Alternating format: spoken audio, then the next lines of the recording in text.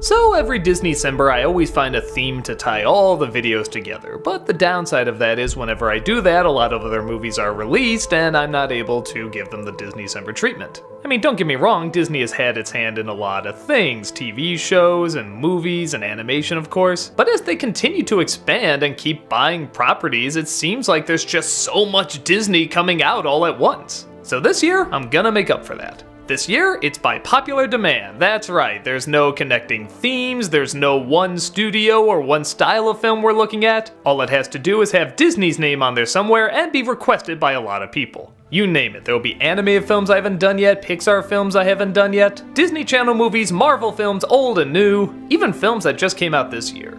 Now like before, some of these I've discussed before with my brother Rob on Sibling Rivalry. So if you want a longer review of some of these movies and a different point of view, you can go and watch those. But I also like the idea of letting time pass, whether it be a lot or little, and seeing if they still have the same impact as when I just saw them. After all, the Sibling Rivalries are done right after we've seen it, so this allows me some time to collect my thoughts even more. It is so cool just to see how much bigger Disney is becoming. I mean, just when you thought they couldn't get any bigger, here they are owning all these different properties and studios, and for the most part they're turning out pretty damn good material. But again, we're here to discuss what works and what doesn't, what's timeless and what's immediately dated. And on top of that, what works as being timeless or dated and what doesn't work as being timeless or dated. So if there's ever a Disney movie, Marvel movie, Disney Channel original movie, Pixar film or whatever I haven't gotten to, this is your chance to see if I finally catch up with it. Sit back and enjoy, this is Disneycember by popular demand. There is absolutely no particular order in this at all, so I'm just gonna start with Pirates of the Caribbean Dead Men Tell No Tales. The fifth installment in what seems like a never-ending series, and I don't really mean that in the best way. This film was not a huge financial success when it came out, and you can kinda see why. I like the first Pirates of the Caribbean movie like a lot of people, and I stomach the other ones okay, but after a while you just kinda get sick of seeing them. Especially when nothing that new is being added. Jack Sparrow is back, of course, played again by Johnny Depp, and he's teamed up with the son of Orlando Bloom's character from the previous movies. Oh Christ, can't we just escape these characters? Okay, in all fairness, Orlando Bloom is not in this movie much, and Keira Knightley even less. But they're replaced with two bland, good-looking cutouts that they might as well just be Orlando Bloom and Keira Knightley. His son is the good-looking, dashing heartthrob who's in over his head, and his girlfriend is often told she has to be one thing, but of course she doesn't want to be. Like I said, it's practically the same characters from the other films. Bloom's son wants to find a way to break his father's curse so he can be reunited with him, and a scientist named Karina, who's confused for a witch way too many times to be funny, is trying to honor her father by finding the Trident of Poseidon. Wouldn't you know it, if the trident is destroyed, all the curses of the sea are lifted, and yeah, you can guess why everybody wants to get it. But a ghostly villain, played by Javier Bardem, of course is after Jack Sparrow because he screwed him over in the past, just like all the villains of Jack Sparrow. And he also wants to find the trident to possess its power. Are you interested? Even a little? If the answer is no, then this movie really doesn't do much to get you invested. I can't say this is an awful flick. I mean, it's not like there's moments where I'm saying, shut up, or this is so annoying, or anything like that. It's just kind of bland. Which is funny, because if this movie came out 20 years ago, it probably wouldn't be. These effects would be seen as impressive, these designs creative, these characters and their relationships odd but fun. But because we have seen this so many times, it's just feeling formulaic. Johnny Depp's just running around acting like Jack Sparrow, and he does it fine, but why are we still interested in this? We've seen him do it in the other movies, and anything interesting that could be done with him has kind of already been done. There's only one moment that actually gave me new insight into his character, and it hardly has any words in it. He has this compass that he knows if he gives it away, it'll bring back Javier Bardem, allowing him to potentially hunt him down and kill him. He trades it, of course, for a bottle of rum, but he looks down at it and kinda smiles and says, "Pirate's life."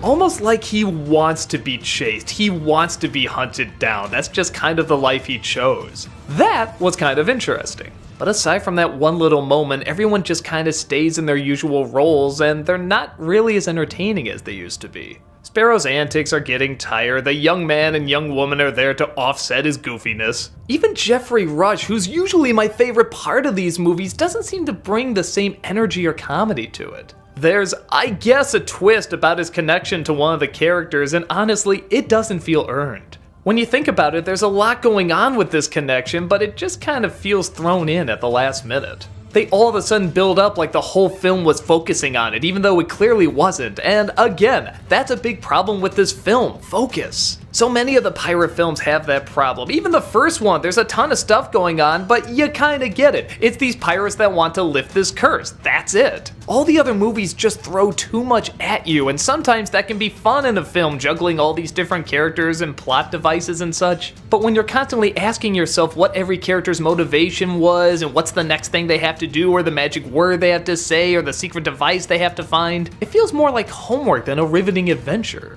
Even Javier Bardem, who's usually so good and so entertaining, I'm not sure what he's doing here. I was hoping for something really crazy and over the top, but he's just covered in fake CG and a lot of echo and distortion added to his voice. I'm wondering why they even picked him. Even Davy Jones, for as goofy as he was, had more of a personality than this guy. It just doesn't feel like his identity is fleshed out. If they made him super serious and super still while the CG on him moves around, that could be interesting. Or if they made him super goofy and big-eyed and having fun, that could be kind of interesting too. But instead, I guess it's supposed to be halfway between the two, and it's just kind of a mess. The effects range from really good to really pathetic. Scenes like an island that are supposed to reflect the stars in the sky, or even surprisingly a young Johnny Depp, are done pretty well. But then they do stuff like slow down these zombie sharks so you can really get a good look at how amazing this scene is, and just look at it, you know nothing's there. Why is that impressive? And again, the ghost pirates just look like all the other ghost pirates that have ever been fought in these films. They're just not that threatening anymore. The only scene that really worked, like everything in it clicked perfectly, is when Jack Sparrow and the scientists are about to get executed. The comedy, the action, the stunts, the escape, the lines, it's all super funny, well choreographed, and very impressive. Aside from that, it's just kind of everything you've already seen in the Pirates films, which, don't get me wrong, there's some people that might really enjoy that. When the second Sin City movie came out, I loved it, even though a lot of people said they didn't enjoy it because it just felt like the same thing that was in the last one. Well, I love that world and the characters and the environment so much, I didn't mind something similar. I can see some fans saying the same thing about this. Maybe they do just kind of want that Pirates of the Caribbean experience and these characters to come back and just run around and look goofy and fight ghosts and so forth. If that's what you're looking for, this will definitely give you your fix. But if you're looking for that same feeling of comedy, excitement, fun, and thrills that the first one gave, then you're in for some really bad eggs.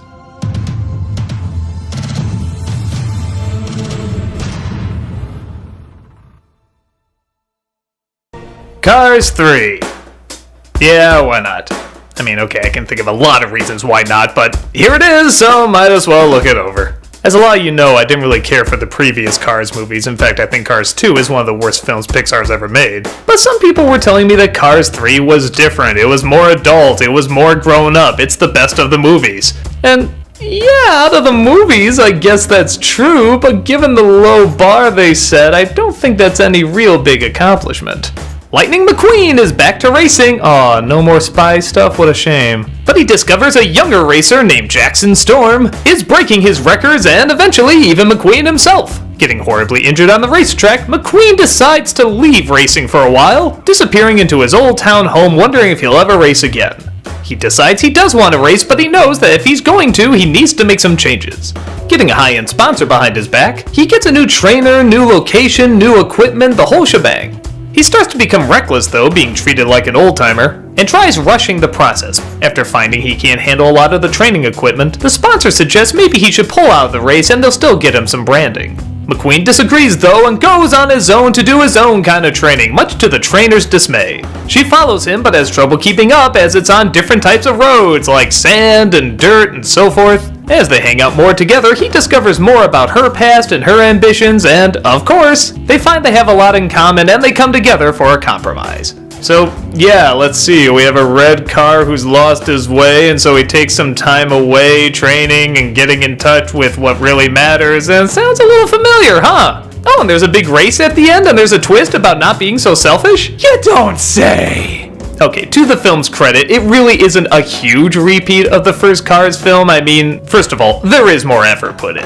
It isn't exactly one of those stories where you know from beginning to end exactly what's gonna happen, but the downside is, it's not really a story where you want to know exactly what's gonna happen either. There's a lot of sitting around and talking, surprisingly enough. Don't get me wrong, when a lot of Pixar films do that, it's usually done very well and is very encouraged. But it's still Cars 3. It's Owen Wilson going wow every other second. No, seriously, somebody do a wow count on this movie. I think it broke a record even for Owen Wilson.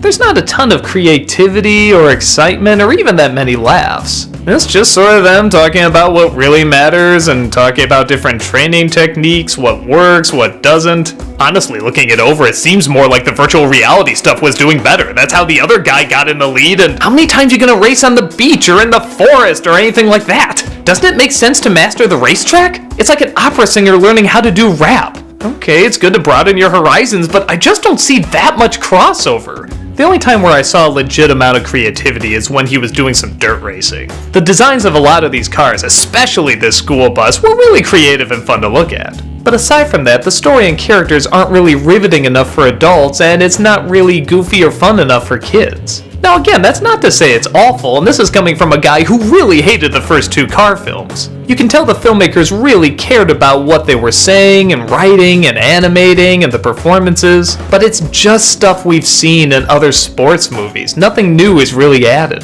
The fact that their cars is still distracting, it really doesn't add anything to the world. I still don't fully understand how this world works. The ending climax, while character-driven, still doesn't make a whole lot of sense. Ooh, you want to let someone else race? Great. Why don't you do that with someone else's money who's paying millions of dollars to brand you? This just seems like a douchey move, and the explanation they have for how they got away with it still seems dumb. So, was I pulling my hair out at it? No. Did I hear a ton of bad jokes? A couple, but not that many. Is it as annoying and or bland as the previous Cars films? Not by a long shot. But I still can't say I was that entertained. I guess if you like the car movies and you kinda want a more adult take on it, this does okay. If you have a soft spot for some of these sports and training cliches, you'll get through it alright. But I don't know how many kids would be that excited for this story, and I don't know how many adults would be that excited for this story. I guess out of the Cars movies, this one is the best, but given its background, it's not much of a race to win.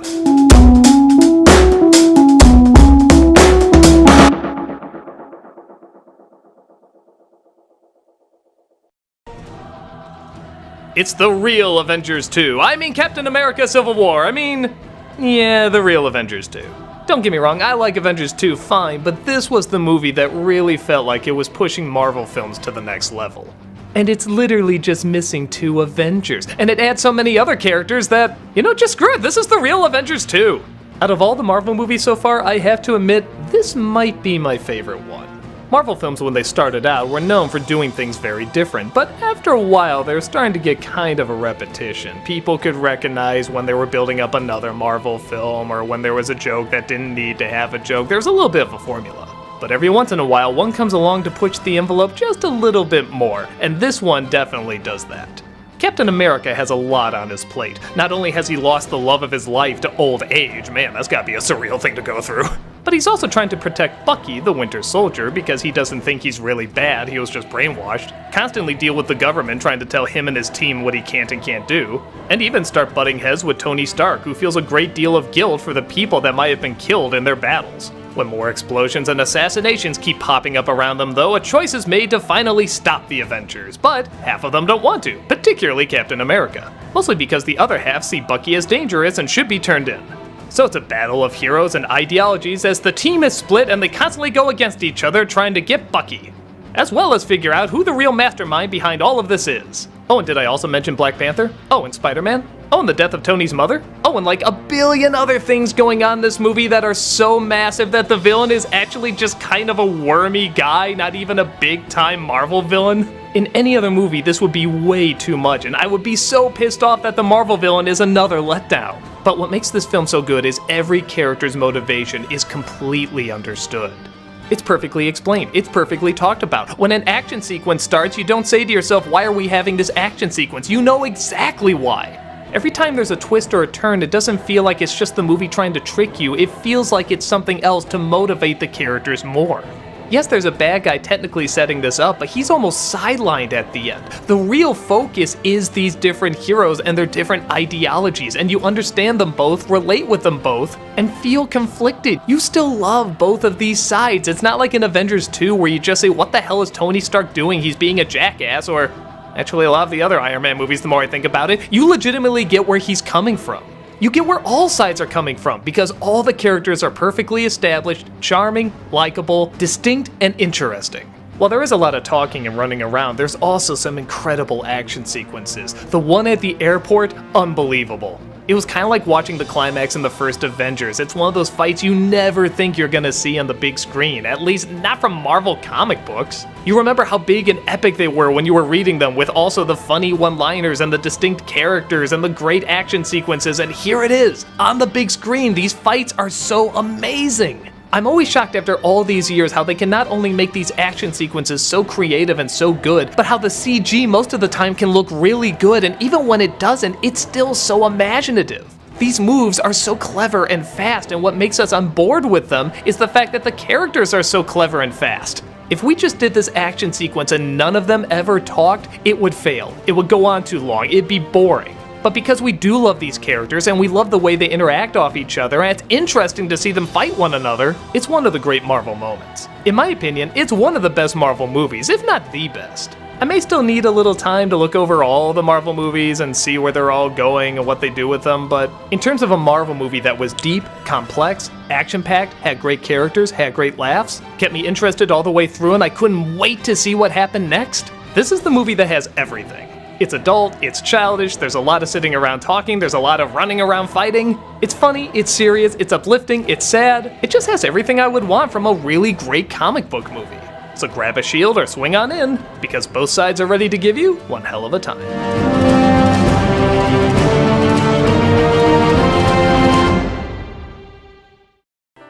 So I thought I knew all the really big Disney Channel movies like High School Musical, Xenon, and so forth. But after I did the Disneycember focusing on the Disney Channel movies, everyone seemed to say I miss Lemonade Mouth. How could you not talk about Lemonade Mouth? Everybody knows Lemonade Mouth, and yeah, I never even heard of it. But sure enough, I got a copy, took a look, and what the hell did I just watch? The setup for this movie you can so easily see on a chart in some executive's office. What if the Breakfast Club had a rock band? That's pretty much it. A bunch of anti-authoritative teens who are really good deep down in their hearts, but are always fighting against the evil bad principal who just doesn't get the joke. No, really, they say that a lot in this. Lemonade Mouth is a movement. Yeah, this is less of a movement and more of that Saved by the Bell episode where they go into the history of their band. Yeah, remember that was an episode with all the stereotypical band cliches? It's pretty much what this is. A group of absolutely beautiful kids all get in trouble for various reasons. Thus, they're all sent to detention on the same day, and wouldn't you know it, they all happen to have incredible musical abilities. The music teacher really wants to utilize their talents and put them in a band so that she can really stick it to the big bad principal who just cares about getting sponsorships for his sports teams. But dude, that's not what they really want to do. They were just horsing around. Or do they? Over time, they think about it and decide they do want to put a band together. But there's a big, bad, evil band who's even more popular and constantly tries to sabotage them. And wouldn't you know it, they're in cahoots with the principal. Well, wait, I thought he was cutting funding to the music program because it didn't get enough people looking at it, but everyone seems to know this group. When it's discovered the Good Guys band is gonna play alongside them, shortening their run, the whole entire school is pissed off at them. Well, wait a minute, if the whole entire school knows who they are and they get angry at this, clearly there would be money behind it. Hell, looks like more people are into this band than they are basketball or football. However, when the big bad band is making fun of them, one of them takes a big gulp of lemonade and spits it at them, resulting in their band name Lemonade Mouth. Of course?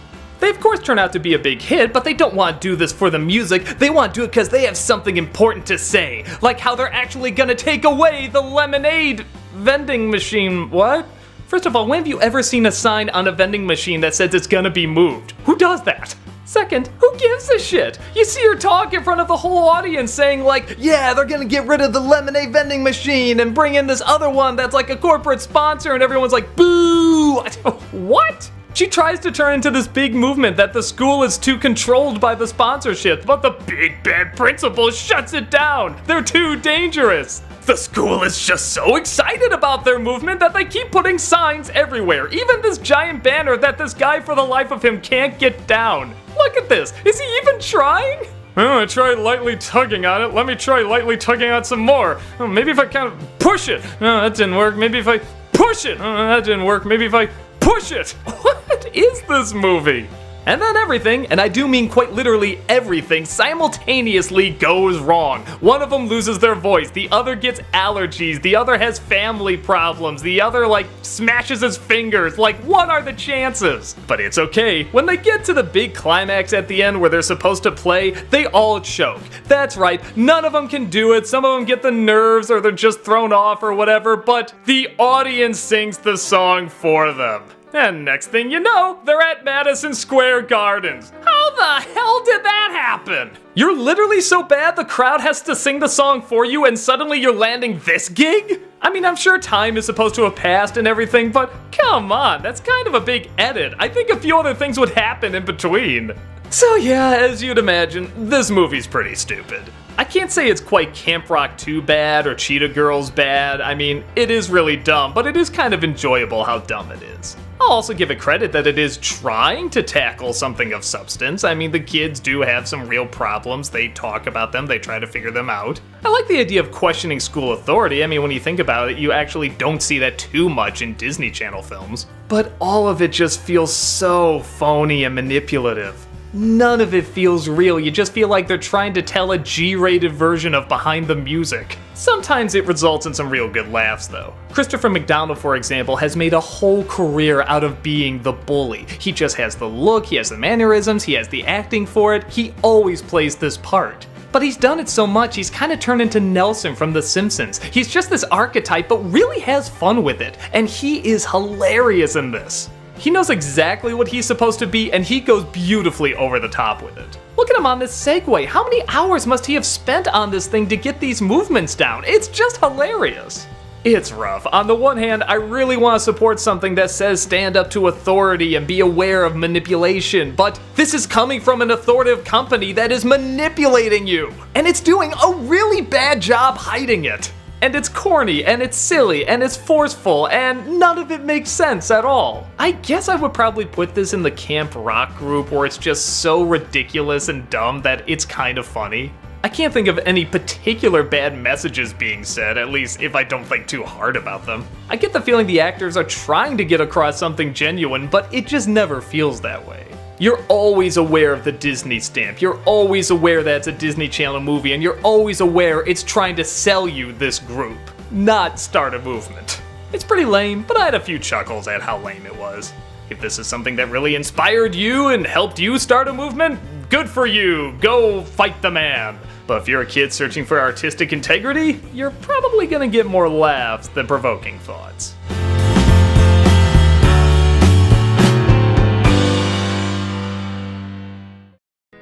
I don't think I've seen a movie like Coco where people were so ready to declare it a Disney classic the second it came out since probably Frozen. Critics loved it, people loved it, adults loved it, kids loved it, and yeah, I have to agree, I'm on the same boat. Coco is not only visually amazing, but it's great with its characters, it's phenomenal with its music, its colors are unbelievable, the imagination is fantastic, it's funny, it's heartfelt, you'll laugh, you'll cry, it's kind of everything you want out of a movie. Which is funny because the setup for this film I usually hate. Miguel, a young boy in Mexico, loves playing the guitar and absolutely adores music, but his family, tell me if you've heard this one before, doesn't like music because something happened in the past that makes them suddenly hate all music, so it's forbidden, but that can't stop Miguel from wanting to pursue it. Christ, I hate these kind of stories. I hate them to my core. I hate them because you know music isn't bad. You know the people that forbid it are gonna come around, and that's most of the focus. Just someone trying to live their art and somebody else being a jerk until the very end. Thank heavenly God, though, that's not what this movie is focused on. It's actually more of a side thing. You see, Miguel has this fascination with his great-great-grandfather, who abandoned his great-great-grandmother, even leaving behind a 3-year-old daughter, Coco. Coco doesn't remember much and doesn't even process much. She doesn't even always know who Miguel is. But nevertheless, they get along very well, and Miguel always tries to figure out more about his great-great-grandfather, who was a famous musician. When the Day of the Dead comes, however, he steals his great-great-grandfather's guitar, and that sends him all the way into the land of the dead. This world is amazing. It looks so grand, so gigantic, so colorful, you practically want to live there. Or die there, you know what I mean. He comes across a bumbling skeleton named Hector, and the two of them have to juggle, well, surprisingly a lot in the story, as they have to get the family's respect, they have to get back to the land of the living while getting Hector to the land of the dead, try to find Hector's great-great-grandfather while also unraveling this mystery, while also trying to stop people from forgetting who they are, because once somebody forgets who they are, then they disappear altogether. It's surprisingly kinda complicated, which makes it all the more interesting that I actually followed all of it, and apparently a lot of kids seem to follow it too. The film is very good at holding your hand when it needs to hold your hand and letting it go when it needs to let it go. This plot could have so easily been too complicated, but I was amazed at how well I could follow along. This is also one of the few recent Disney stories that has a surprise villain, but it works. The setup isn't just to go gotcha, it's to actually set up a connection between some of the other characters, and it works into what they were setting up before, and it furthers what's coming up next. A surprise villain can be fine, but it has to work into the story, and that's exactly what this one does. The characters are all so likable. Even the ones that forbid music are still very likable. They're so energetic, yet they all move differently, and the different facial expressions and the different energies that they all have, it's just so great to watch. In most Disney movies, I can think of a comic relief that I don't like or a side character that gets too much attention, but here, everyone feels like they get just the right amount of screen time to be really enjoyable. It's funny because everyone says they get teary-eyed at the end of this movie, and I get teary-eyed too, but not at the scene you're thinking. For me, it's early on when Miguel just likes hanging with Coco, and Coco half the time doesn't even know who he is, but she just looks so happy and content and comfortable being around him. And he knows she doesn't know who he is, but he still wants to entertain her nonetheless because he's just such a likable character, and oh my god, this gets me every time. It's just so sweet and it melts my heart. I guess if I really had to nitpick, the only scene I thought was a little pointless is where Miguel is performing in front of all these other dead people. It's not a bad scene, I just didn't entirely see the point of it. It didn't seem to connect to the rest of the story, where everything else really connects to the story. Maybe it was just an excuse to have another song, which in a movie like this, I can kinda see why. The music is a big part of it. The song that eventually won an Oscar, Remember Me, is so good because they play it in so many different ways. Early on, it's played as this big show number, this big gigantic thing where there's like dancing women and fancy costumes and loud instruments, but then it can also be played as such a slow, soft, thoughtful song. And that's really where it shines, and that's what it was meant to be. It's so clever how this movie shows the different ways you can look at music, like the different ways you can look at people, or life, or death. It's just, damn it, it's so good! Now I feel like I wouldn't be doing my job if I didn't bring up a film that was rather similar called Book of Life. This came out before Coco, and it also has to deal a lot with music and Day of the Dead and this bright, colorful world. Honestly, when I saw Coco, the first thing that popped in my head is that this was gonna be a ripoff. But at the same time, I had to remind myself it's kinda like seeing Santa Claus in a different Christmas movie. This is just kind of the day. Day of the Dead does have a very distinct look, and both these movies do pick up on it.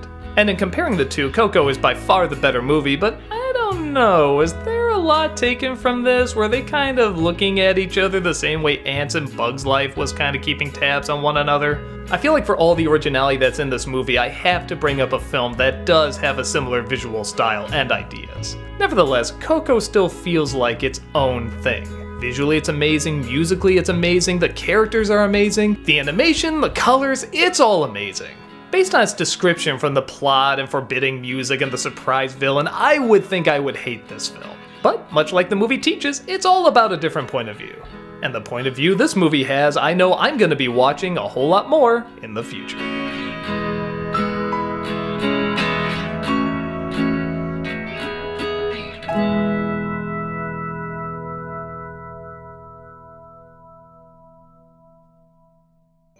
Sorry, Doom fans, this is not the BFG you're thinking of. This is instead Steven Spielberg and Disney joining forces to bring the classic Roald Dahl book to life. It didn't do very well at the box office, and honestly, I'd be lying if I said I didn't see why. BFG is not a bad movie. There aren't any moments that were cringeworthy or I was going nuts watching it, but at the same time, it does exactly what you expect it to do, with no surprises. Sophie is a girl in an orphanage who one night wakes up and swears she heard something. Sure enough, she sees it too. A giant, played by Mark Rylance, well, motion capture, but we'll get to that in a bit, sees that she sees him and decides to kidnap her. Afraid she'll tell people of his existence. He takes her to the land of giants, not exactly knowing what to do with her, but over time, as you'd imagine, they spawn a little bit of a friendship. She goes with him to mystical places and even helps him capture dreams. But it turns out he's actually a very tiny giant, and the other bigger giants pick on him all the time. One day, when he finally fights back, they discover that he's keeping Sophie and demand to see her.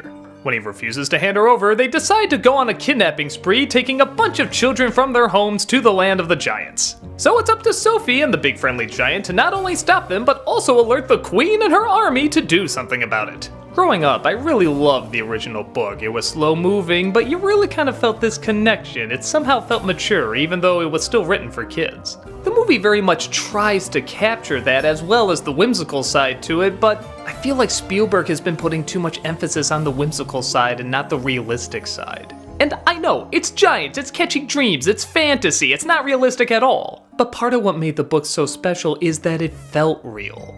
There were a lot of times where they just stood around and talked or saw how he put things together and the different foods and elements that were all around this world. And again, to Spielberg's credit, he does show all that. But the problem is, unlike something like E.T. where the camera can stay still and you can really feel like you're in this home with an alien in it, here the camera is always flying, always whizzing, music is always going doo-doo-doo, doo-doo-doo, it never takes a break. Because it's always trying to look so flashy and impress you, you never really feel like the girl and the giant are in the same scene. Even though both the leads are incredibly good actors, it always looks like the girl is talking to nobody and a motion capture person is put in later. While the CGI on him is not bad, it's not really convincing either. I always think of Game of Thrones and how they did the giant in that show. That was just a guy in makeup, and they just used computers to put him in the same scene. They didn't have to CG everything around him. They didn't have to give him this CG skin. They didn't have to make him look so flat and shiny. Doing that creates another wall of effects we have to look past. It's already one illusion. It's making a normal-sized person look big. But now it's trying to convince you that the CG skin is really there when clearly it's not. Half the time when he's holding her, the effects don't look that great either. She never quite looks right. She looks like this awkward CG puppet, like something out of Polar Express that's not rendered. Speaking of which, with so much CG in this movie, you gotta wonder, why the hell wasn't it just animated?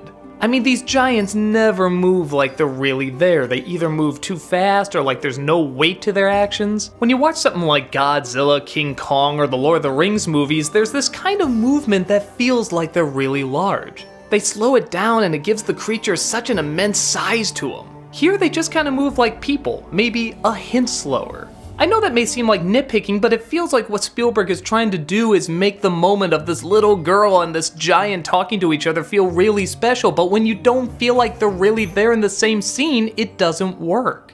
And it doesn't help that the cinematography and the effects are constantly trying to show off. You can have a lot of fancy movement, you can have a lot of fancy music, but when all of them are like that and you don't pace it out, it gets tiring. It's like every scene is trying to be the glowing fingers scene from E.T. Separately, these scenes are fine, but when you put them all together, it just kind of becomes bland and generic. The only scene that actually kind of intrigued me comes from this one actress. She plays the queen, and you might recognize her from Downton Abbey. She has to say the most ridiculous dialogue. She has to say that she had a dream that kids were being kidnapped by giants and she believes it's real, and if you look out the window, you'll see a girl and a giant. That's ridiculous, but by God, she sells it. And you want to know why? Because it's not a fancy scene. It's just a person acting and doing a really great job. No special effects, no zooming around, no loud music, just a really good actress acting. Had this movie focused more on that, it could have been something really great like the book. As is, it's just kind of standard. I feel like Spielberg is kind of behind on what makes special family films magical. Pixar films have a lot of movement too, but it also takes a lot of chances. They know how to space it out. On top of that, they have a really good sense of humor that connects with both children and adults. Here we have violent green farting. Yep, there's a whole scene in the royal dining room of people rocket farting into the air. There's no punchline, no character-driven joke, just farting. It's so pedestrian I can't even get insulted by it. It's just dumb. Overall though, like I said, the movie really isn't that bad, just nothing really stands out about it that we haven't seen in a million other films. It's tired, it's boring, it could be magical, but it's trying to be too showy and inspiring. If you saw the trailer and think you might like it, you'll get exactly what it promised. But if you're looking for something deeper, rocket fart away far, far from this.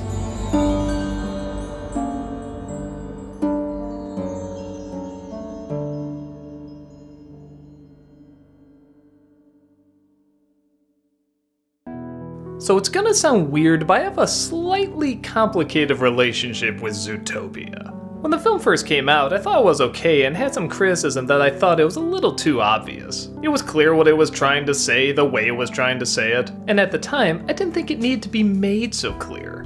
I can't account for when this video is being watched, but I can say at the current moment I'm recording this, being clear about this subject, especially to a younger generation, is probably more important now than it has been in a while. The story focuses around Judy Hopps, the first bunny to officially be a police officer. As such though, a lot of the other bigger animals don't really give her much attention and kinda just push her aside. When she stumbles across a case though of some kind of device that's turning animals savage, that is, turning predators into literal blood-hungry animals, she's put on the case along with a con artist named Nick, who seems to have a lot of information and understanding about it. As typical buddy cop movies go though, they don't always get along, see their differences can be really big differences, but see their similarities can also be very big similarities. They get in fights, blow up, have misunderstandings, but in the end comprehend what's most important. As well as, of course, uncovering the evil scheme and putting the evil villain away. So like I said, this sounds like a very standard buddy cop movie just done with animals. But it turns out this is more like In the Heat of the Night than it is Lethal Weapon. The idea is somebody is trying to turn all the animals against each other, particularly against the predators. The predators, despite being as civilized as anyone else, are being made to look like dumb, evil, blood-hungry monsters. In an especially important scene, Judy, who's very likable, brings up that she actually has a little bit of a prejudice against predators that she never even considered. It's a prejudice she was unaware of and doesn't want to believe she ever had. Alright, so it's already kind of a risky move for a Disney animated movie to talk about race and race wars and so forth, but to have the incredibly likable main character have a little bit of a prejudice herself is a ballsy move. The idea of the film is not to say one side is to blame, it's quite the opposite. Everybody has the capacity to be something they shouldn't want to be. Hell, most don't want to be, yet in some way or another, still sneaks its way through. Using the metaphor with animals, while obvious, is still pretty clever. We see them grow up with the image that's projected onto them, and we understand it because we project images onto animals. Bunnies are cute, foxes are sneaky, wolves are dangerous. But the more the movie invites us into these different environments and these different people and these different cultures, the more we understand their world. But still from a child's point of view. You can see Officer Hopps running through this tiny little neighborhood that's really creative and really funny, but you can also see why that neighborhood exists, what kind of characters hang out there, and why they hang out there. It's something that can very easily be connected to reality. Because of this, the film doesn't come across quite as preachy as you would think. It isn't as simple as racism and prejudice is just bad. It does analyze why it exists, where it can be found, and how so many can exploit it to their own gain. Like I said, when I first saw it, I enjoyed it, I just thought it was hammering the nail on the head a little too hard. But with the amount of current crimes that seem to not understand the message of this film, it makes me realize now it needs to hit it on the head. And it needs to do so in a way that both kids and adults can get. I've known people from every political background who enjoy this film. Democrat, Republican, conservative, liberal, it doesn't matter. It still connects as a smart, funny family picture. And it seems like the majority of people that see it get the idea and agree with it.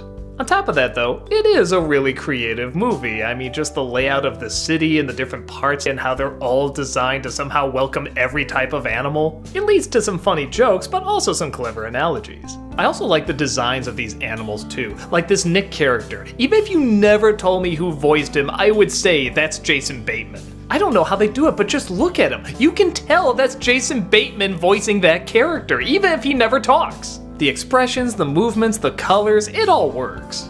So like they say, timing is everything. I never disliked this film, but I never realized the actual importance of it. Like a lot of great stories, it can speak to children on one level and then speak to adults in a different level.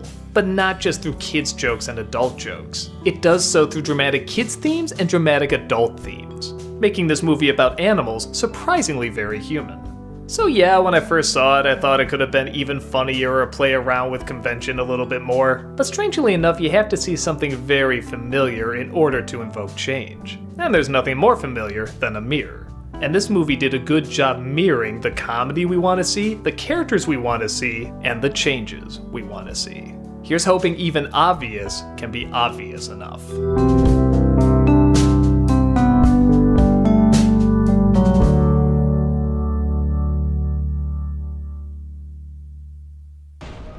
I know I already reviewed The Force Awakens as a sibling rivalry for Disneycember, but a few years have gone by and even more Star Wars movies have come out, so I think it makes sense to look back and see if it still holds up. Force Awakens is the first Star Wars movie that pretty much had no input from George Lucas after he sold Star Wars to Disney. The funny thing about it is it's probably the Star Wars movie that plays it the most safe, yet somehow also still takes a few risks. The story is years later, the Empire are gone, but the First Order is now in charge. Let's just say it, another Empire. They didn't even change the Stormtrooper clothes. You'll find there's a lot of repeating in this though, as a droid has some information about the First Order that could be incredibly helpful. An escaped pilot named Poe and an ex-Stormtrooper named Finn escape the First Order and get to, what a shock, a desert planet. They come across a poor young person who doesn't know her family and coincidentally happens to be really strong with the Force, and she's being hunted by a dark masked entity. The race is on to get the droid to the rebellion while also getting help from Han Solo and Chewie. Wow, didn't even need to change the names on that one. So yeah, as everyone has said before, this is pretty much a retread of New Hope, and I'd be lying if I said I wasn't exactly a big fan of that. While what actually happens in the movie is a little too familiar, the setup is actually kinda different. Details that some fans might find upsetting, other fans find actually kind of intriguing and good at continuing the story.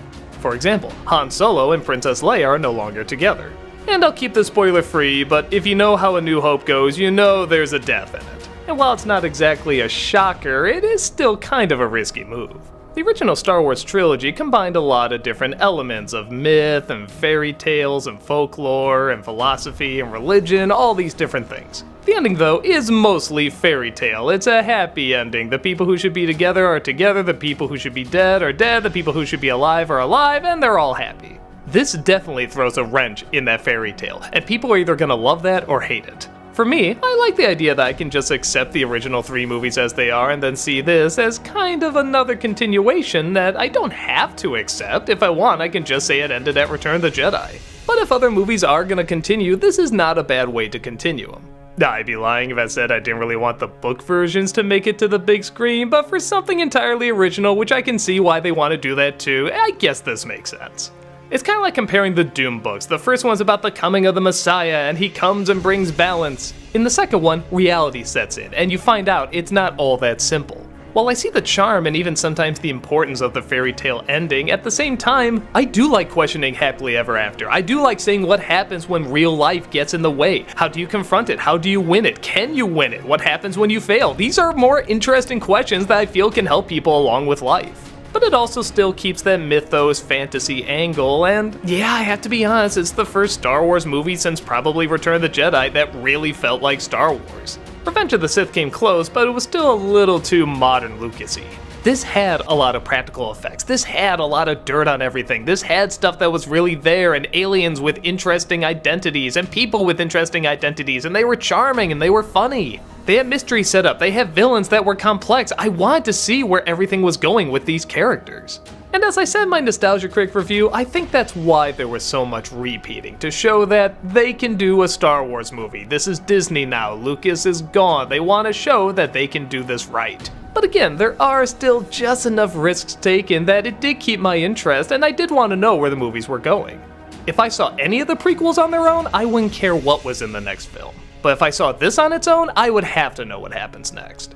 One of the things that surprised me the most about this movie was Harrison Ford as Han Solo. I don't know how to put this nicely, but the past few years, Harrison Ford hasn't exactly been that amazing an actor. It always feels like he's trying to overcompensate. He's trying to act super tough to show that he hasn't been away for too long, he's not too old, and so you just kind of see the bottom of his teeth jutting out and him acting really mad, and it always felt kind of phony. But here, he's Han Solo, and he's older, and he's great, and he's hilarious, and he's smart, and he's a really great character in this. The rest of the acting is really good too. Kylo Ren, if you were to describe this villain to me, I would think would not be a particularly strong character, but the way he's played and written, he is so complex, he is so interesting, he is so torn.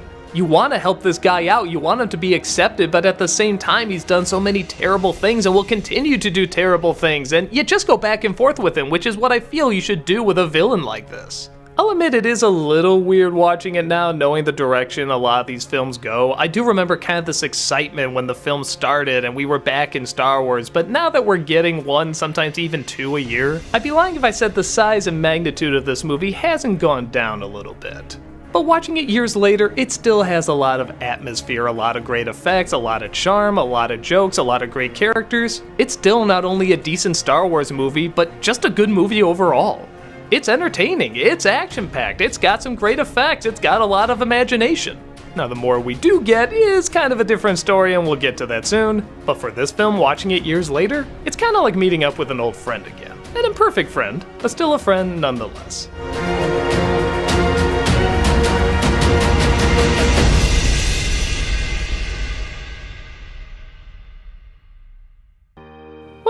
This is definitely not the kind of TV movie I expected from the same people that did High School Musical and Xenon. Color of Friendship is probably the most mature any of the Disney Channel movies have ever been. Hell, it might be the most mature Disney's ever been considering the subject matter. I mean, before this, the crowning achievement of racial relations was Pocahontas and Song of the South. Think about that! The story centers around a girl named Piper. She's living a happy life in the 1970s while her congressman dad is trying to fight for equal rights in South Africa. Not surprisingly, Piper hears a lot about South Africa and would love to have somebody come and visit. And it just so happens there's a foreign student program at school, so they sign up to take somebody from South Africa in. The only downside is they don't get a black kid, they get a white kid named Marie. In a perfect world, this wouldn't mean shit, but coming from South Africa where there's a huge divide and inequality, let's just say Marie is shocked that the black people she's staying with aren't her servants. It takes a while for both of them to get over the culture shock, but eventually Marie decides she doesn't want to go back home and she wants to stay. Obviously, over time, she starts to see this family beyond the color of their skin, and she even sees the differences between the two worlds, not just how bad things are in South Africa, but how not always great things are in America too. Based loosely on a short story written by the real Piper Dellums, I have to admit I cringe at the idea of imagining Disney tackling something like this. It's kind of like when Captain Planet tried to talk about AIDS. You just don't think they're up to it. And don't get me wrong, there are some moments that don't work in it. First of all, I constantly have to be reminded it's the 70s. Something about it just looks so modern and current. I have to keep reminding myself, oh yeah, it's 1977. Once in a while they'll try on clothes and look at records, but I don't know, does it really look like we've traveled back in time here? It just kind of looks like we're watching a modern Disney Channel movie. The other problem I have is that the friendship between the two girls seems to kind of go back and forth a little too quickly. There's one point where Marie is taken away and Piper's like, no, we gotta get her back, but then maybe within the span of a day she suddenly decides that she's too prejudiced and that they can never belong together, and it just kind of comes out of nowhere. Even when they're getting along, I don't know, they just kind of do the traditional thing of trying on clothes, giggling, and then talking about their different cultures. I don't really know too much else about what they connect on. But with those two problems out of the way, I have to admit this is actually a very adult kids film. Whenever they do sit down and talk about race and the different cultures and what's right and what's not, it kind of has me tugging at my shirt collar a little bit like, man, can Disney do this? Are they able to talk about this in a mature way? But at the same time, I do listen to them and I believe what they're saying, and it's kind of one of those uncomfortable situations where it's good to be uncomfortable. But even then, they still address there's a lot of problems in America too, and we're trying to get that figured out, and is there an easy solution? Is there a complicated solution? It's tough for an adult to hear, but important for a kid to hear.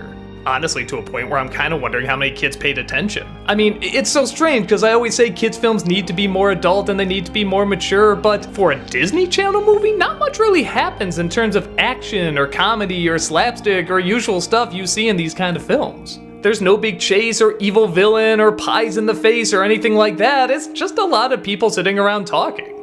Oh, not that I want a goddamn big chase or pie in the face or anything like that, but that's what a lot of kids familiarize Disney Channel films with.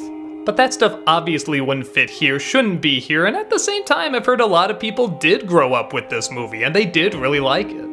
I suppose it's hard to say whether or not I agree 100% on the portrayal because, well, I didn't grow up in South Africa. I've never been there. I didn't know how things were done or how they're done now, and I know chunks of its history, so it sounds right, but again, I don't know how race relations were in South America at the time, so I don't know if this is brilliantly simplified or insultingly simplified. To me, it sounds like they don't shy away from the tough stuff. They talk about when people are beaten to death. They talk about some people being seen as terrorists and some people not being seen as terrorists. They talk about white babies dying compared to black babies dying. Holy shit, this is a Disney Channel movie! I expected to flinch a lot more in this film, but surprisingly, I listened. And I listened with intrigue. Like I said, I don't know how authentically simplified it is, but what it has to say still sounds just meaningful and important. And for Disney to come across that way in a film about race relations, let alone a Disney Channel film? That's really damn impressive. I guess we can say Zootopia wasn't the first Disney film to tackle this subject matter well, because if you look hard enough, you just might find this hidden gem.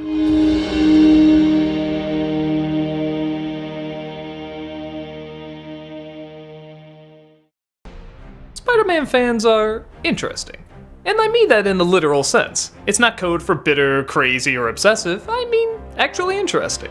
When the first Spider-Man movie came out, people went crazy. This is it. This is Spider-Man on the big screen. They totally got it right. And then, when the second reboot came out, everyone said, oh yeah, that old Spider-Man crap, that's history. This is the one that gets it right. This is the one that finally nailed it. And now we're on the third reboot, Spider-Man Homecoming. And, yep, this is the one that gets it right. The others were crap. This is the one that totally nails it. Awesome, so we finally get Spider-Man as an actual man? Oh, no, he's still a boy again. Okay, the others did that. I guess it'll be nice to see him hook up with Mary Jane again. Oh, she's not even revealed as Mary Jane until the end. But at least she's that confident Spitfire or really cynical hates everything girl now. Well, his relationship with aging Aunt May must... Whoa, that's different. Well, it'll be fun seeing him work as a photographer for the Daily Bugle. That's not in this either. Well, at least he still has issues battling bullies who are kind of bigger geeks than him. Well, you know what? As long as they get the core, the whole reason for him being Spider-Man, the death of his Uncle Ben, not even mentioned. I'm not even sure if Uncle Ben exists in this universe.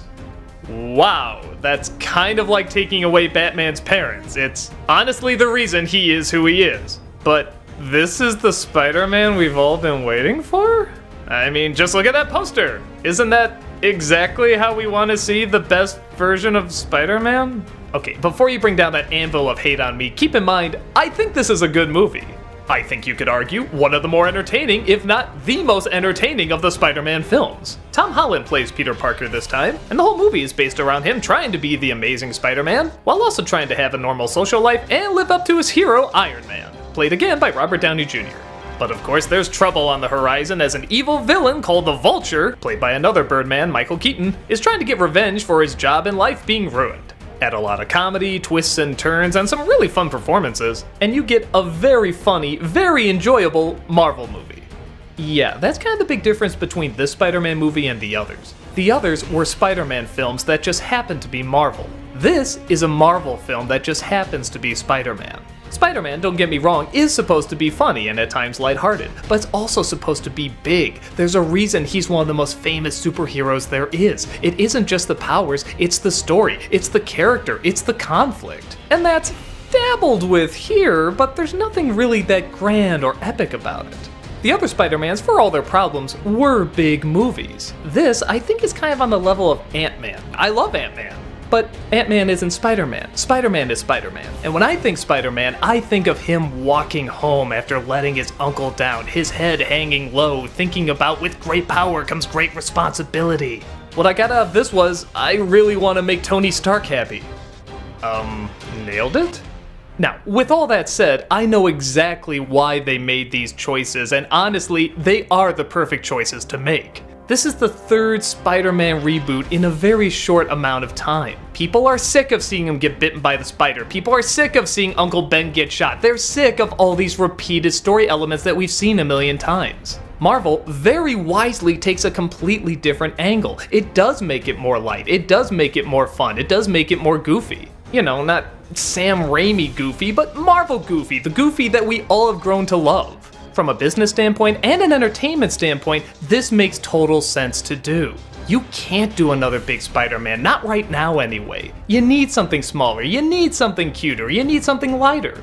They had to deal with the limitations of the audience's knowledge, which is they've already seen 2 Spider-Man series, and more are apparently on the way. So yeah, the changes to this movie are actually very clever. I'll even go as far to say needed to be done. I like that they focus a lot on the high schoolers and the New Yorkers and their overall goofy attitude. Keaton is hands down my favorite Spider-Man villain, both being kind of funny but legitimately creepy at the same time. And the action, while not as epic as the other films, is still a lot of fun and very smart. I just don't get why everyone says this is their big epic Spider-Man movie. Be really honest, if you knew nothing about Spider-Man and you just went into this film completely blind, would you say this is one of the great superhero movies? Would you say that was huge, epic, I can see this lasting for years and years? I honestly can't, but at the same time, compared to the other Spider-Man movies, there's kind of fewer flaws. The Sam Raimi films, you can make fun of how goofy and over the top and awkward they are. The Webb films, you can argue how overly complicated they are. Comparatively, this has the least problems, and I think that's why so many people do see it as the best Spider-Man film. But because I do see Spider-Man as a very big and even very important character, I really feel that size and importance isn't represented here. My hope honestly is with future movies they kinda work backwards. Maybe they can show in flashbacks Uncle Ben and something that happened to him, or maybe go more into why Spider-Man does what he does and him growing up and becoming an actual man. Because here, even though I love seeing him interact with Tony Stark, that's not what should make him want to be Spider-Man. It's funny because there's a scene where Tony Stark comes in and takes the suit away and says you have to figure out why you're doing what you're doing. And yeah, I really agree with that. The movie should have thought about why Spider-Man is Spider-Man. The other 2 films did. This one, I guess, just wants to be a fanboy of Stark, and call me crazy, that's not what I think Spider-Man is about. I would like to see more depth. I would like to see it go darker. I'd much rather have a Spider-Man movie go all the way and take risks, because if you don't take risks, you're not going to be big, you're not going to be epic, you're not going to be daring. Yeah, the other movies had problems but took chances, and they seemed larger because of it. Even though it didn't always work out, they knew they had to try something big and daring with a character who's so big and daring. So overall, Spider-Man Homecoming is a lot of fun, and it is charming, and it is funny, and I enjoyed it a great deal. But there's no way I can say this is the definitive Spider-Man, this is the one that gets it right. It's got the lighthearted feel with a lot of charm, but not much more. And Spider-Man is much more. But like I said, Spider-Man fans seem to love the hell out of it, regular moviegoers seem to love the hell out of it, so maybe I'm missing something. I still had a great time and really recommend it, but in terms of representing one of the greatest superheroes who's been around for years and years, I think we still got a long way to go before this Spider-Boy becomes a Spider-Man.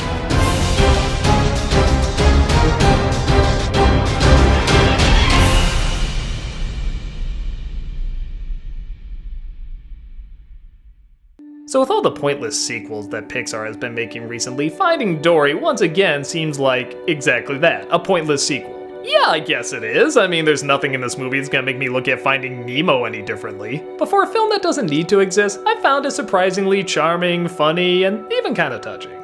It just takes a few minutes to get there. The movie opens up with Dory from the last film suddenly remembering her family. She's shocked by this because she never remembers her family. In fact, even the first film she said, "Where is her family?" She takes this as a sign that she has to go exploring to locate them. This takes us through, honestly, a very rushed-paced intro that has a lot of pointless chase scenes that aren't really that exciting, and truth be told, I really thought this wasn't gonna work based on the first 10 minutes. But when Dory gets to an aquarium, Sigourney Weaver's aquarium, yeah, you'll have to see the movie to get that, she comes across all sorts of colorful characters and yes, the leadings to where her parents might be. She comes across a whale friend who she apparently did learn whale from, an octopus that can blend into any environment and wants to escape, and even Nemo and his dad follow her to try to help her out, and they also come across a bunch of colorful characters. The funny thing is, unlike the first film where the threat was sharks or jellyfish or any other kind of monsters, in this film the main threat seems to be anxiety. Dory's insecurity constantly gets the best of her, and when she gets lost or she doesn't know what's going on, you see her start to fall apart. Honestly, these are both the best and most stressful parts of the movie. We see this both as an outsider, just seeing her crumble, not knowing what to do, and from her own point of view, where she just freezes and everything seems to be a blur and time seems to move fast and stay still at the same time. These scenes are very cleverly done. But on top of that, it also has the great visuals that you would associate with the first Finding Nemo movie.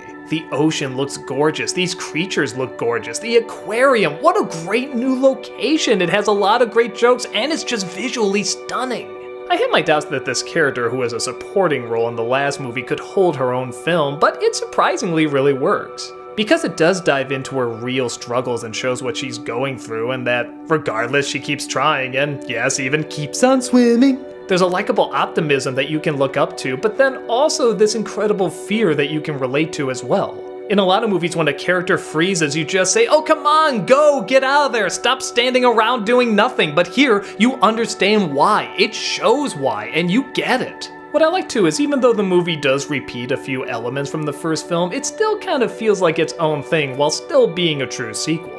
I feel like that can be summed up in the climax. The climax is funny, where the original was really serious. This one is not only really goofy, but it has such a strange choice for a song and such a weird slow-mo way of doing it that you can't help but smile with a goofy grin on your face. It's so odd, but it's enjoyably odd.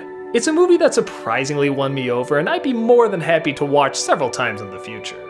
On a side note, I noticed in one of these scenes where Dory is swimming around, there's Herbie in the background. And you can see, it's clearly Herbie, it's the love bug. Well, this just got me thinking. Remember that one movie where he's trying to throw himself off a bridge like the car is trying to commit suicide? Am I the only one freaked out that this confirms he finally did it? Was the Lindsay Lohan movie really received that bad? I don't know, I'm just pointing out that Disney can have a sick sense of humor. I love it, more please. While the first Finding Nemo is technically a better movie in both technology, character, and story, this one's a little bit more fun. I like the visuals, I like the goofy sense of humor, and again, I like the way they show anxiety. There's so many creative approaches in this movie that I really have a lot of fun with. So, if you like the first one, swim on in and check out the second. You surprisingly might have a good time.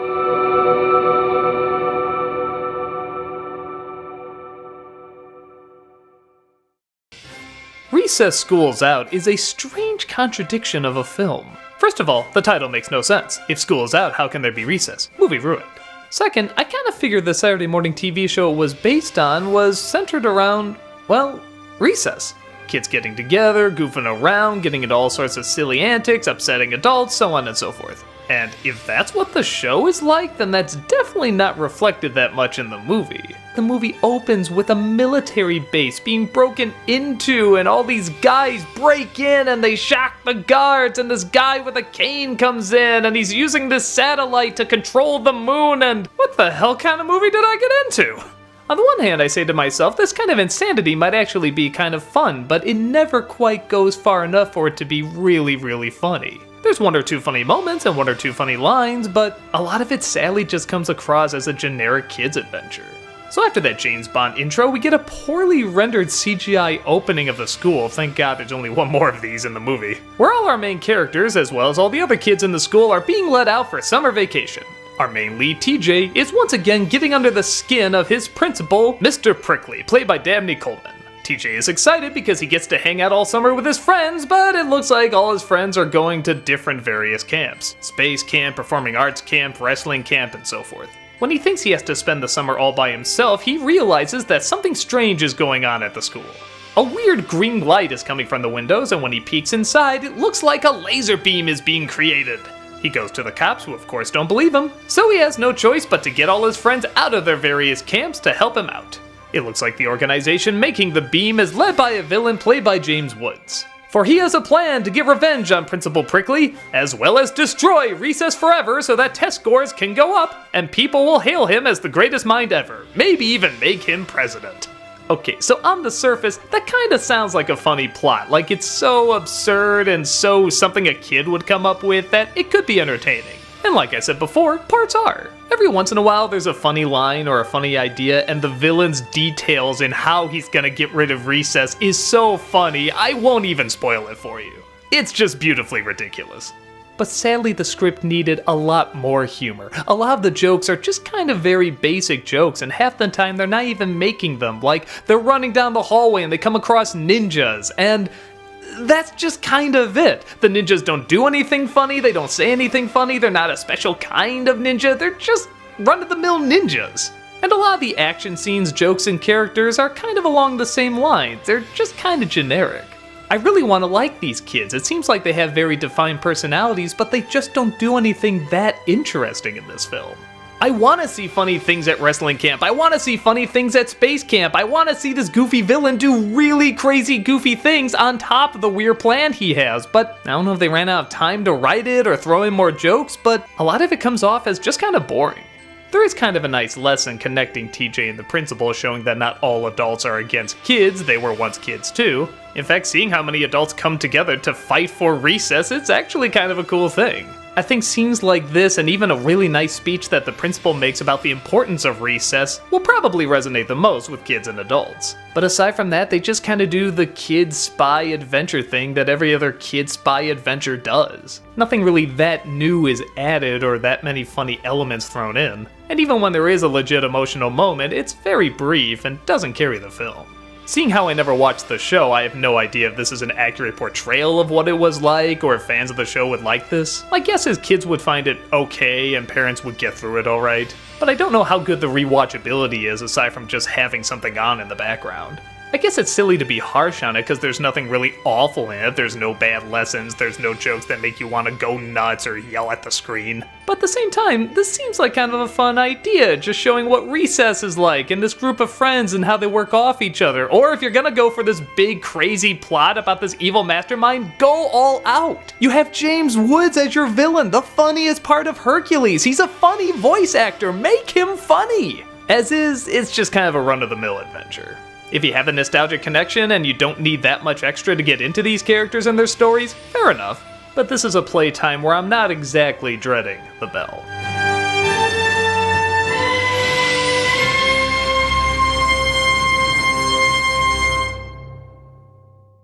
It's the first official Star Wars spin-off movie! Well, okay, we've had a couple before, but the first one to be shown on the big screen. Okay, maybe this isn't as big a deal as I thought, but it's the first live-action one to be shown on big screen. Star Wars Rogue One focuses on the mission to get the secret plans that blow up the Death Star. Oh, thank God, I'm finally gonna see what a Bothan looks like. What? It's the first one? Oh, I want to see a Bothan!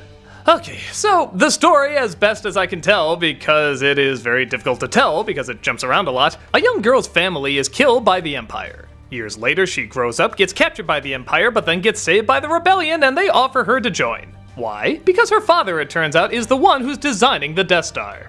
While her focus is more to get him back alive, the Rebellion's focus is more to get the plans that show how the Death Star is made and how to destroy it. Being joined by a colorful band of characters, by characters I mean one, yeah okay, 1.5, they set out to retrieve the plan, save her father, and of course die because you know exactly how this is gonna turn out. But that's okay, if they make the characters enjoyable and likable, it'll be all the more tragic and, yeah, not really. Well, let me put it this way, the characters aren't unlikable in any way. I mean, there's nobody that came on screen and I just said, oh god, not this person. It's just, well, they're all kind of boring. Or even just weird. The person who raised our main character, I think raised her anyway, again, not all that clear, not only has a very strange voice, but has a very odd scene with this squid monster that can read minds and it never seems to go anywhere. There's a lot of scenes kinda like that, where people will kinda be flying from planet to planet doing weird thing after weird thing, and it never seems to amount to much. Mostly because while the characters' motivations are clear, there's not really that much charm to them. The only two, like I said before, I actually do kind of remember are the robot, who again is snarky and comedic. I'm kind of getting sick of these robots. How about a robot villain? Didn't they do that in one of the LucasArts games? Anyway, and the other is this blind guy who puts all his faith in the Force. Literally, all his faith. He lets it guide him, he lets him know where stormtroopers are so he can whack them with a big stick. I guess the Ewoks could do it, why not him? Big sticks, watch out Empire. And I almost threw his friend on there too, who's always trying to look after him, but he really doesn't have much of a character either. His only likable personality trait is that he knows this guy, and he's with him. I don't really know that much about him outside of that. To make things even worse, the villain villain is boring. You really feel like you could have given like this really creepy, disturbing kind of Empire villain, but they just resurrect another one to do that. For some reason at the time, if you said the CG looked awkward, everybody just thumped on you. They couldn't believe that you thought that, but guys, really look at this. It's already starting to become dated. Don't get me wrong, it's good, but there's still that uncanny valley there, particularly around the lips. Like a lot of people, I would have liked it more if you just saw his reflection in the glass, but if they want to do this all the way, okay, I guess it's kind of cool to see Van Helsing back from the dead the more I think about it. But okay, those are my problems with the movies, and granted they are big problems, but let's talk about the good stuff. This is the first Star Wars movie where I really felt like I was there. Something about the way they shoot it, something about the pacing, something about the way it really lets you kind of sit in these environments. It's not always shot really showy, it's shot kind of matter of fact. There's a really great shot when they see a Star Destroyer in the air and it kind of tilts up and you just really feel like you're looking at it from a great distance. The action sequences are also legitimately good, especially at the end. These may be some of the best space battles that have ever been in Star Wars. Honestly, I think a lot of people's enjoyment of this movie is the final act because the action is not only so good, but it's aggressive and it feels real. It feels like an actual war movie. It is called Star Wars. It's nice that it finally feels like an actual war. Also, I've gone on and on about how phenomenal this last 2 minutes of Darth Vader is. If you haven't seen it, I won't spoil a thing, just check it out. It's really awesome. When this movie came out, audiences were kinda split, though not really die hard. The people who disliked it didn't hate it, they just thought it was kinda generic. The people who liked it though, loved the hell out of it. I sort of sat around wondering why that could be, and I think it finally hit me. Because the characters are not unlikable or annoying or a pain in the ass like in some other Star Wars movies, and the fact that it's shot in such a realistic warlike environment, I think people feel like they're putting themselves in those roles. They're left just blank slate-ish enough that they can feel like they're really in the action, and the action is gritty and real. I think both Star Wars fans and action movie fans want to feel like they're a fly on the wall, either listening to this conversation by the Empire, or feeling like they're one of the people running on the beach getting an adrenaline rush as things are firing at you. I guess it's kind of the Saving Private Ryan of Star Wars films if you want to put it that way. And honestly, I'm totally down for that. I love those elements about this movie. I just wish that the characters were a lot more interesting.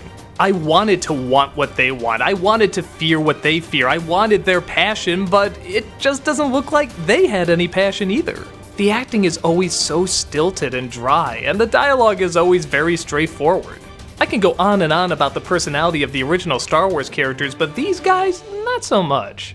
Still, I am kind of a sucker for really good environments and nice action, and yeah, when the characters from the Star Wars movies do come in, it is kind of cool. It feels like it captures their voice pretty well. I like the idea of a darker, harsher Star Wars story. I just want it done more with people that you can connect with. And maybe that's why so many changes were made to the movie, as a lot of articles say. Maybe the characters were too likable. Maybe we did enjoy them too much. You know they're gonna die, and you want people to come back to this movie, so you shouldn't make them too interesting.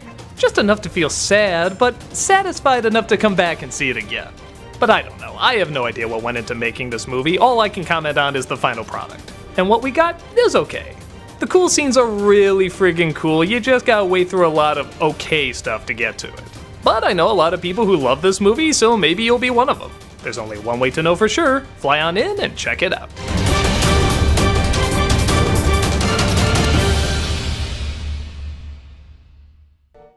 The Lizzie McGuire movie. Sure, okay.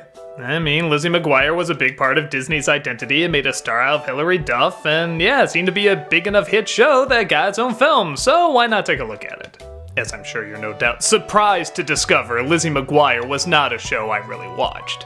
I think I have some general understanding what it was about, though. It's about a girl named Lizzie. She goes through her life in high school, dreaming about boys and being clumsy because that's how writers who don't know how to write humor for a girl write. And she's followed around by a little cartoon version, I think, of her. Nobody else seems to see her, and she just kind of mimics what she's saying, so I guess that could be interesting. I guess I'm not really surprised at the film I got, as it seems very much geared towards girls that like to sort of have fantasies that girls like her have, going to Rome, wearing nice outfits, being a pop star, falling in love with cute boys, all that stuff.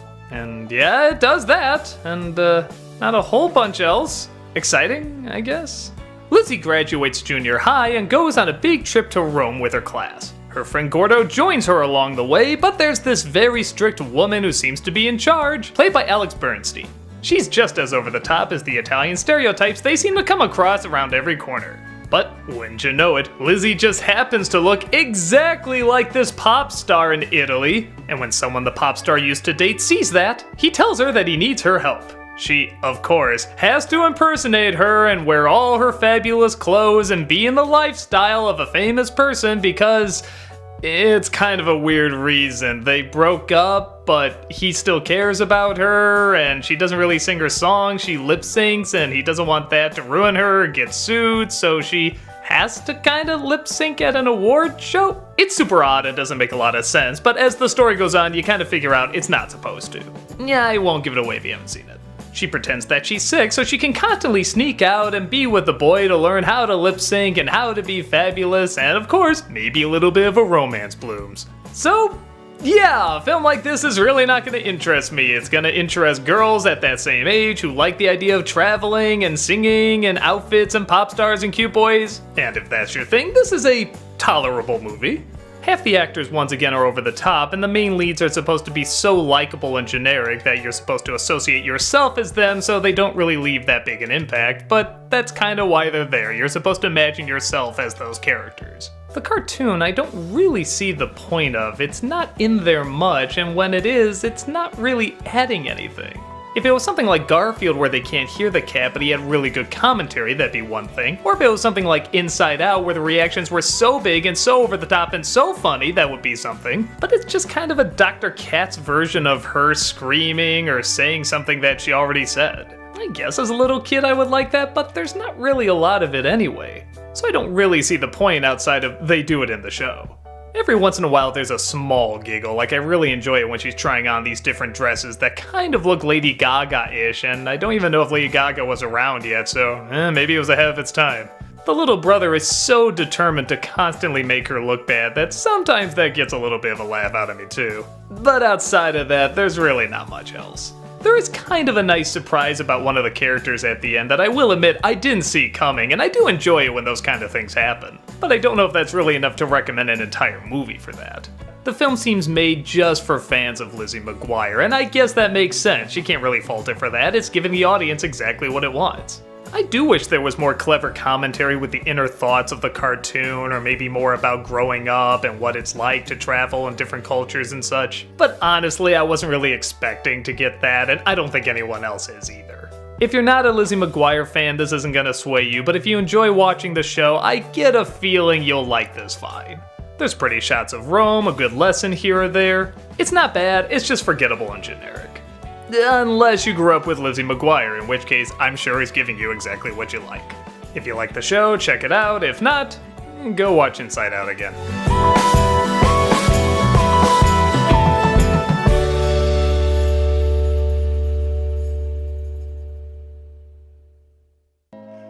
When I talk with people, it almost seems like there's a little bit of a rivalry between the movies Tangled and Frozen. I guess everyone just has their CG princess movie that they connect with more. Well, now you can add Moana into the mix, because I know so many folks that just fell in love with this movie. I guess it makes sense. You have one that takes place in an average fairy tale environment, another one that takes place in a winter environment, and now you have one that takes place in a very warm environment. Each one has a location that people want to escape to. But Moana has a lot more going for it outside of just its location. Our main lead is the daughter of an island chief who's trying to train for when she becomes chief. Big surprise though, her heart yearns for more, and she wants to go exploring, but the people very much don't want to leave because they're afraid of the dangers out there. When she discovers in the past that her people were explorers, she decides to set out on her own to see what she can discover. Well, that and hopefully save the world. You see, a powerful force has been corrupted and is turning everything black and dead. One of the only salvations, which also happens to be the cause of all of this, is Maui, played by The Rock. He apparently stole something from this powerful force, and that's what's setting all this terribleness in motion. Moana, of course, meets up with Maui, and they're about as opposite as they can be, her being very tiny and hopeful, and him being very, well, big and full of himself. Together they come across all sorts of weird creatures, bizarre environments, and eventually the evil force to try and stop it.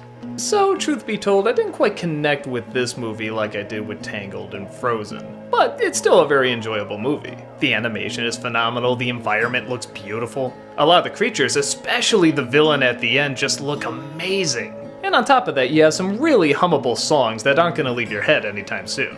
I guess the issues I have is that while there are a lot of Disney cliches that some people are okay with, I find there's some that people start to get tired of as well. And don't get me wrong, Tangled and Frozen are filled with Disney cliches. They're just the Disney cliches I don't mind as much.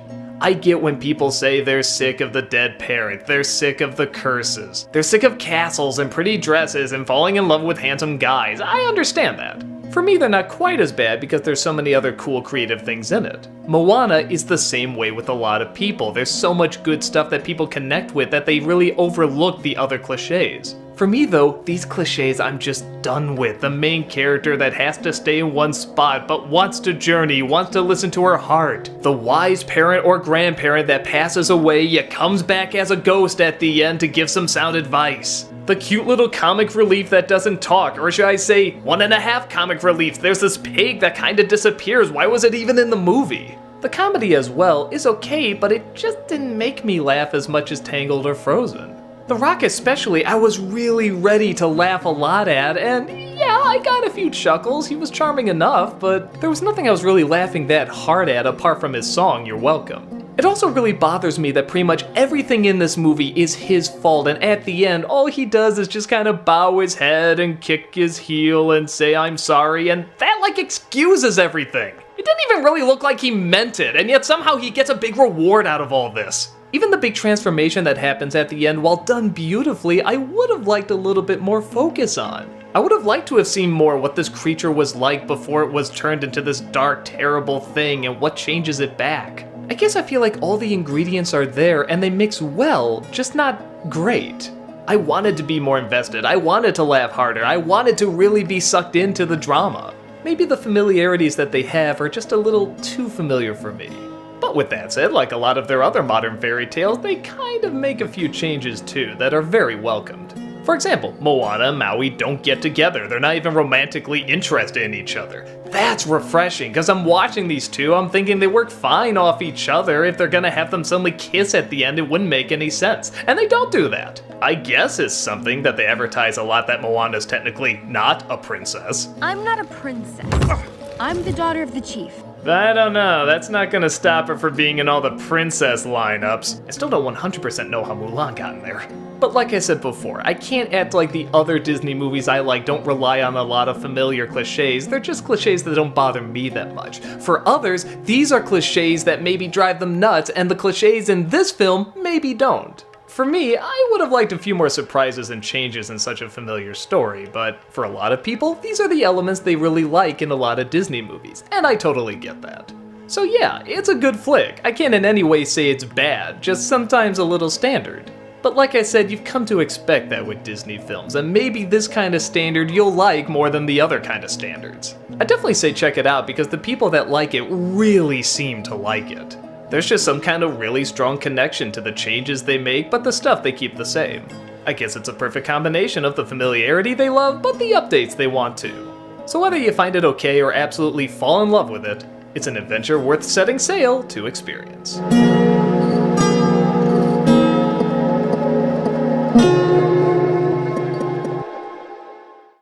Incredibles 2 is one of those sequels I didn't know I wanted to see.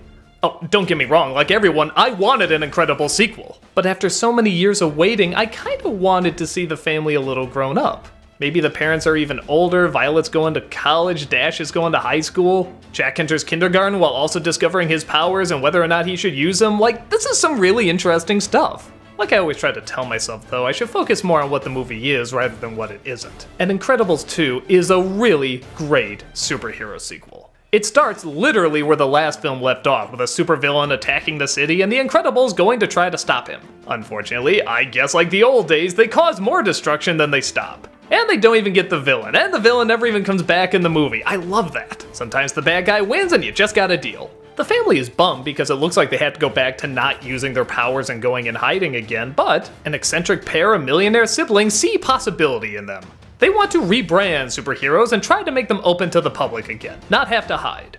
It looks like Elastigirl may be the best one to win the public over, and so she's sent on a bunch of missions while Mr. Incredible has to stay home with the kids. Things get even tougher though when a hypnotizing villain named the Screenslaver, God I love that name, starts taking over people's minds and vows to destroy our superheroes. Okay, so from hearing this plot you might think there's a lot of repeat. Honestly, when I heard this with the story, I kinda got angry. I can't believe we're doing just kind of a Mr. Mom thing here. But what the movie does, which I really felt the first film was missing, is it focuses more on the family as a group. Yes, there's another parent that's gone a lot, but it really shows all the different dilemmas and problems that are going on in each family member's life. In the first film, with the exception of Mr. Incredible, everyone just had very generic problems. They were just trying to fit in and be unique. Any other details, like trying to get a boyfriend's attention or trying to avoid the teacher, were just kind of done in one little scene.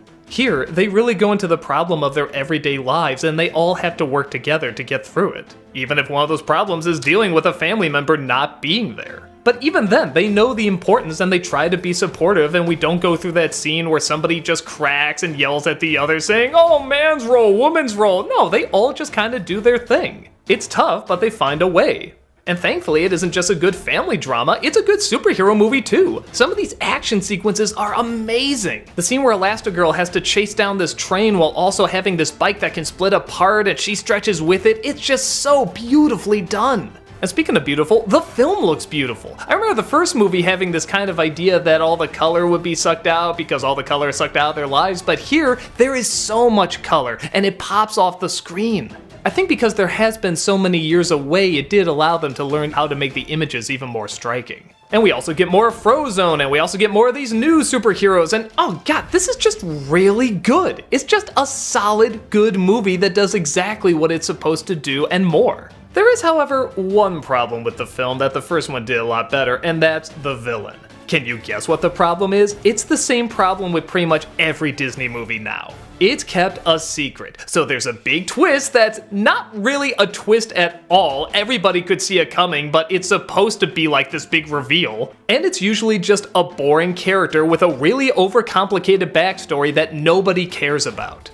I guess to the first one's credit, there was a little bit of a surprise revealing the villain too, but it happens halfway, and the villain was big and funny and over the top, and he seemed like a comic book villain. This one seems like a modern Disney villain. We don't even really get the cool gadgets or gears that we associate with superhero villains. It's just kind of this person that's angry, puts out this big diabolical scheme, and is instantly forgettable. I feel like so many of these Disney movies now are trying to add this sympathetic backstory, but because it's always done as a twist near the end, we can't really get to sympathize with the villain because we don't even know what the villain is up to or who the villain is until the end. So yeah, that part sucked, and it is a shame that it's such a big part, the villain. But honestly, the things that are supposed to be really great about it, the unique element of family being a bunch of superheroes, is really focused on. And they balance out wonderfully. I can be just as invested in Elastigirl trying to stop a bad guy as Jack fighting a raccoon in the backyard. Both are incredibly creative, amazingly animated, and work because we really like these characters. I usually hate babies in movies. They always bring the movie to a standstill, but this is a funny baby. Everyone constantly trying to figure out what his powers are while he's trying to figure out what his powers are but can't talk. He's just a baby, but he can turn to this giant and set on fire. It's just great. This is one of the few Disney sequels I actually like more than the first one. I like it because it doesn't mostly focus on Mr. Incredible. It feels like everybody gets equal screen time. Every time it cut to a different character, there was never a part of me that said, oh no, we're focusing on this person, I can't stand this character. No, I love them all. And I love them all together. I love seeing how they work off of their different powers, different personalities, it just all works. Sure, I wish the villain was a lot better, but everything else is so good, I can easily overlook it. Incredibles 2 is an incredible sequel, so go check it out if you haven't already.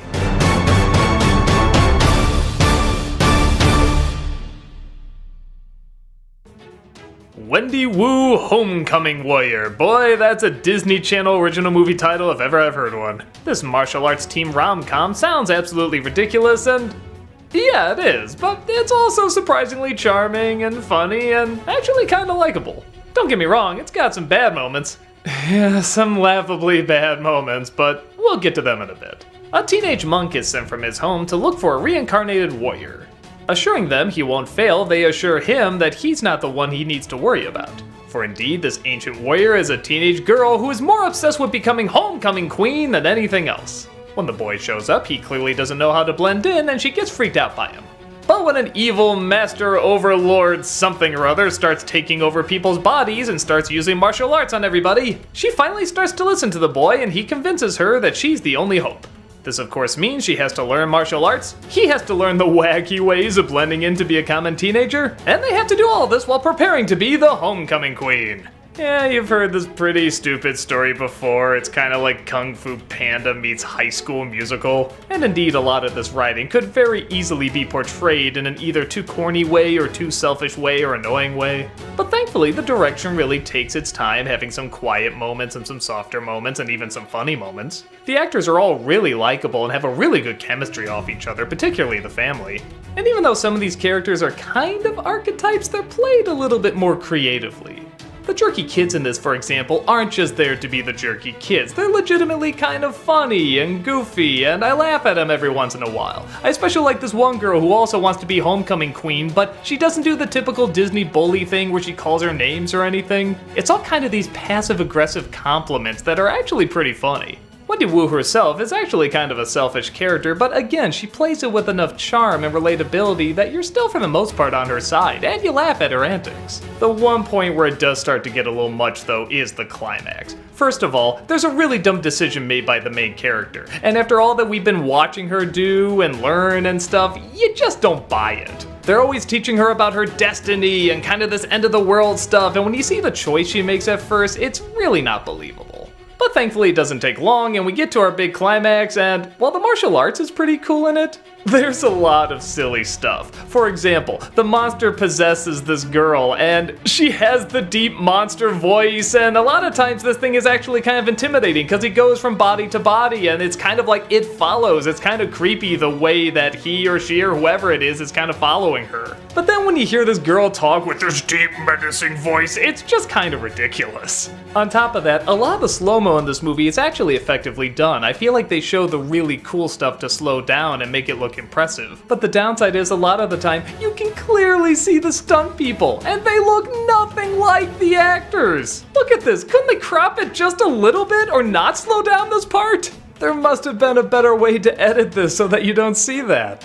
Any other problems I have are kind of nitpicks. For example, there's a scene where the boy offers them these little pies and the father doesn't want to eat them, and we find out later it's because he feels like he's a little homesick and he realizes he should think more about his Chinese culture, and the wife agrees, and it kind of doesn't go anywhere. Admittedly, it's a nice scene because these actors do it so well, but from a writing standpoint, it doesn't really lead to much.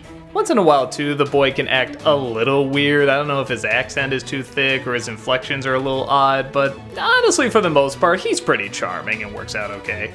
And like I said, this movie does surprisingly have a lot of charm.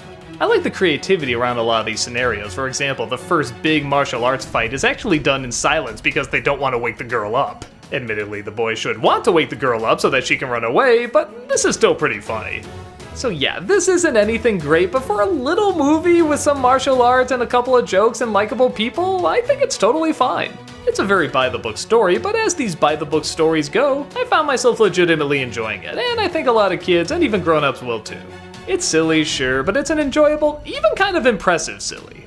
Like I said, the martial arts, it's pretty damn well done, especially for a Disney Channel movie, and I really like watching these characters. Take a look and get a kick out of it yourself.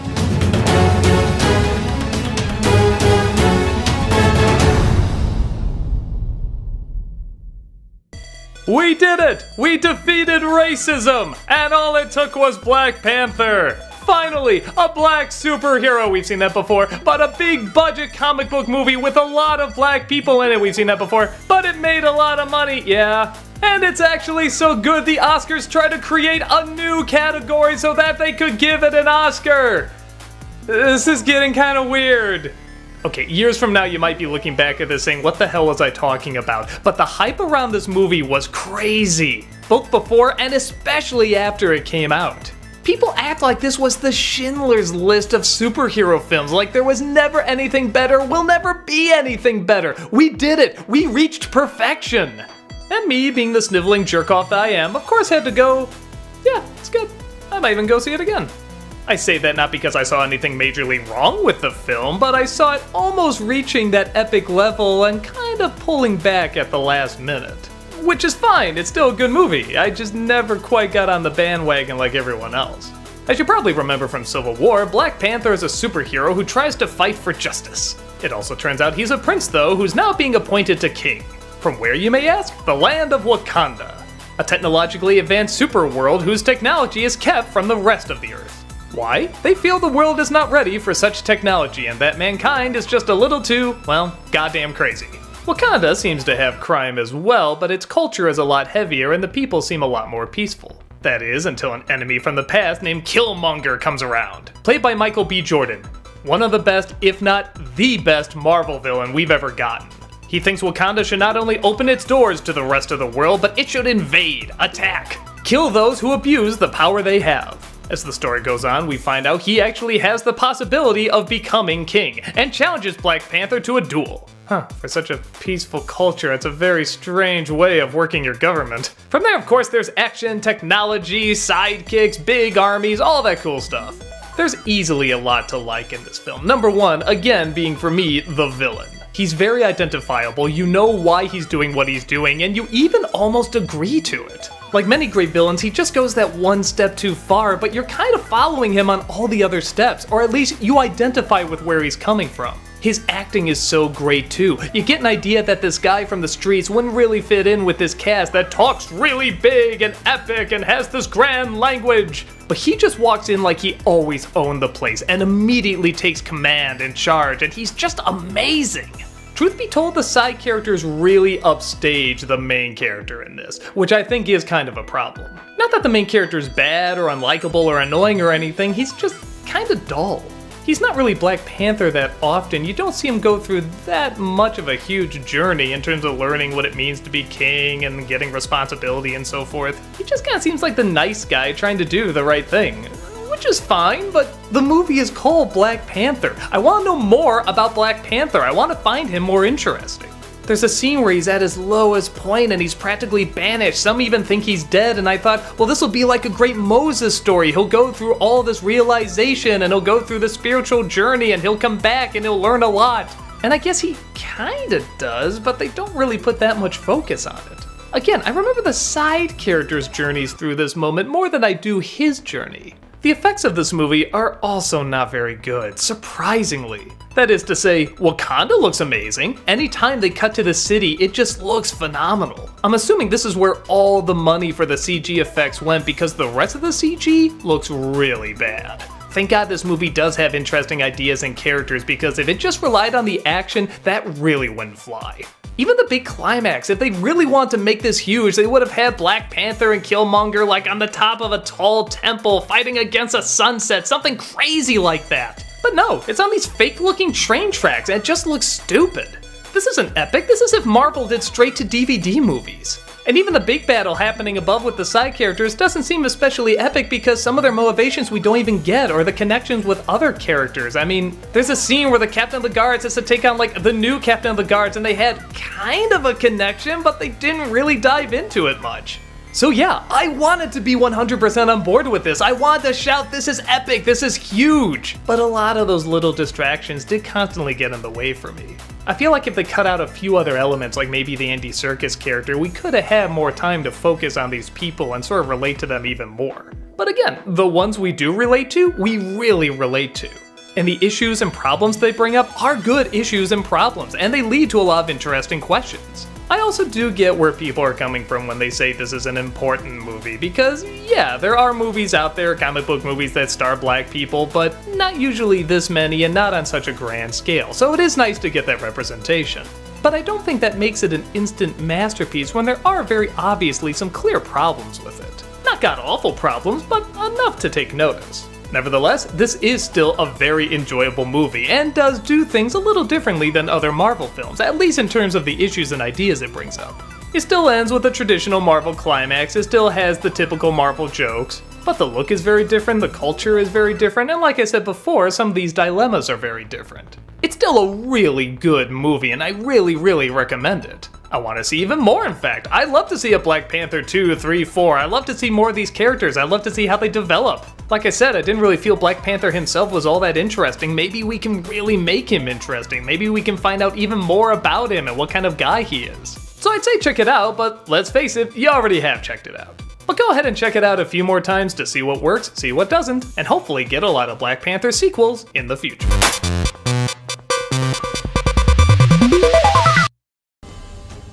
The Last Jedi, the biggest Star Wars film to win all fans over since Phantom Menace? Yeah, I definitely want to review this film again because, man, the reaction this movie got was crazy. I mean, don't get me wrong, every Star Wars film apart from the first one has gotten some kind of backlash. When they first came out, a lot of people were against Empire, Jedi, even the Christmas special, I ask you! So I guess you can't act too shocked that there's people that don't like this movie. I mean, there's plenty of reasons why, but man, I'm just waiting for Rian Johnson to get in a car accident and some fan has him in a bed and forces him to rewrite the script. Me personally, when I first saw it, I absolutely loved a lot of it and had some problems with other parts. Overall, I remember it being a really good experience. But I'm not gonna lie, the more and more I think back on it, the more and more problems do arise. Well, let's talk about the story, as well as look at the good stuff, because weirdly enough, this movie is kind of divided into two. It's very easy, in my opinion, to point out what the good stuff is and the bad stuff is. The good stuff. Rey finds Luke Skywalker, but he has no interest in training her. In fact, he even tosses the lightsaber behind him.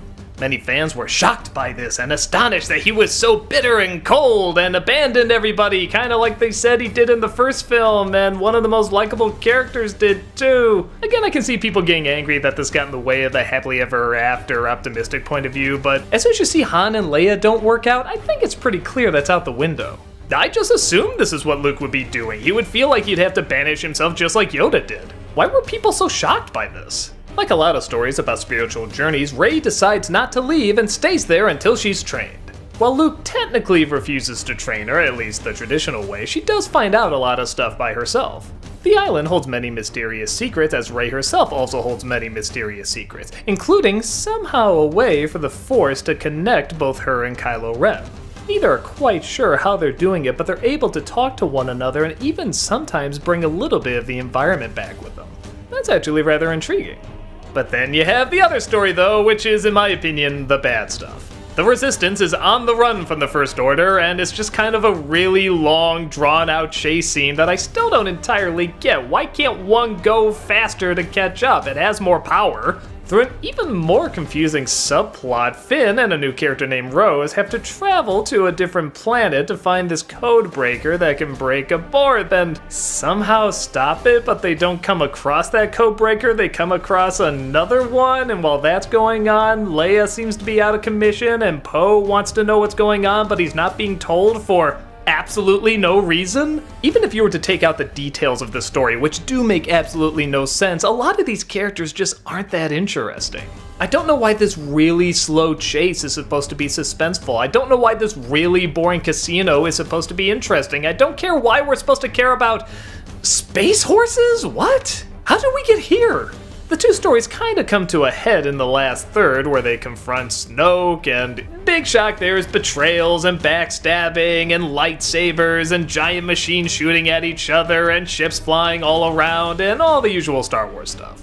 Without getting into spoilers, I think a lot of people agree the movie should have ended a half hour earlier, and most people agree on the exact same spot where it should have stopped. Now, that's not to say the climax isn't interesting or creative, but it does go on way too long, and on top of that, a lot of the mysteries and dilemmas seem to already be solved, and most of them aren't that satisfactory.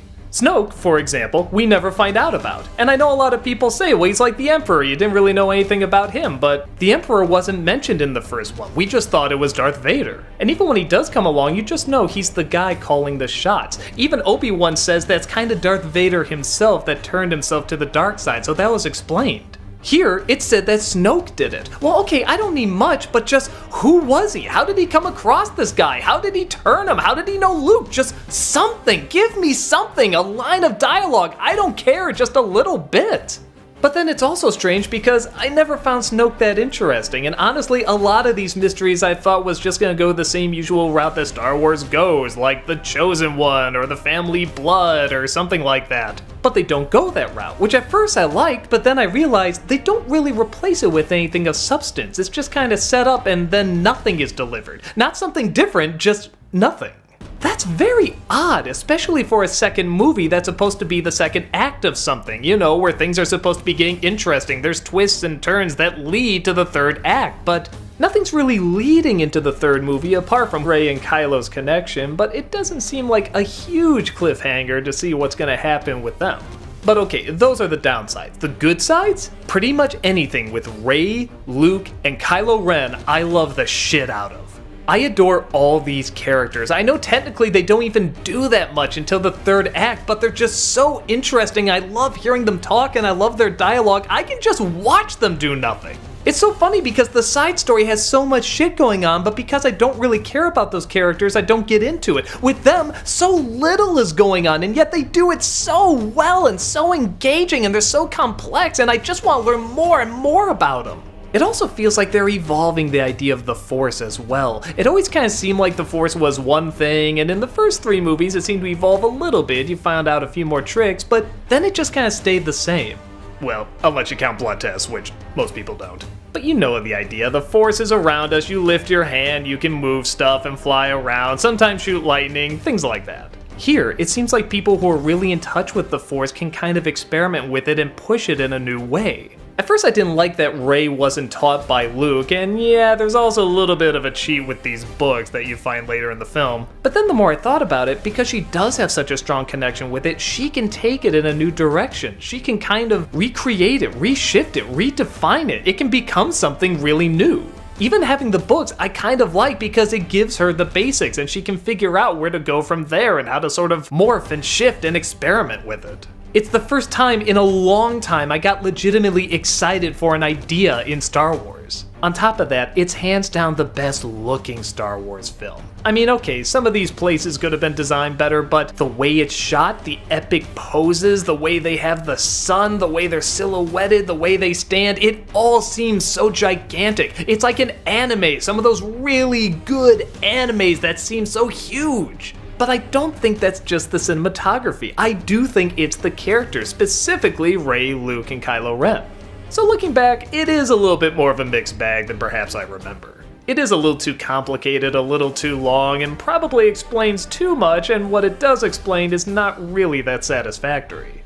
It's more leading us down one path and then suddenly leading us down a different one, but that new path doesn't really go anywhere.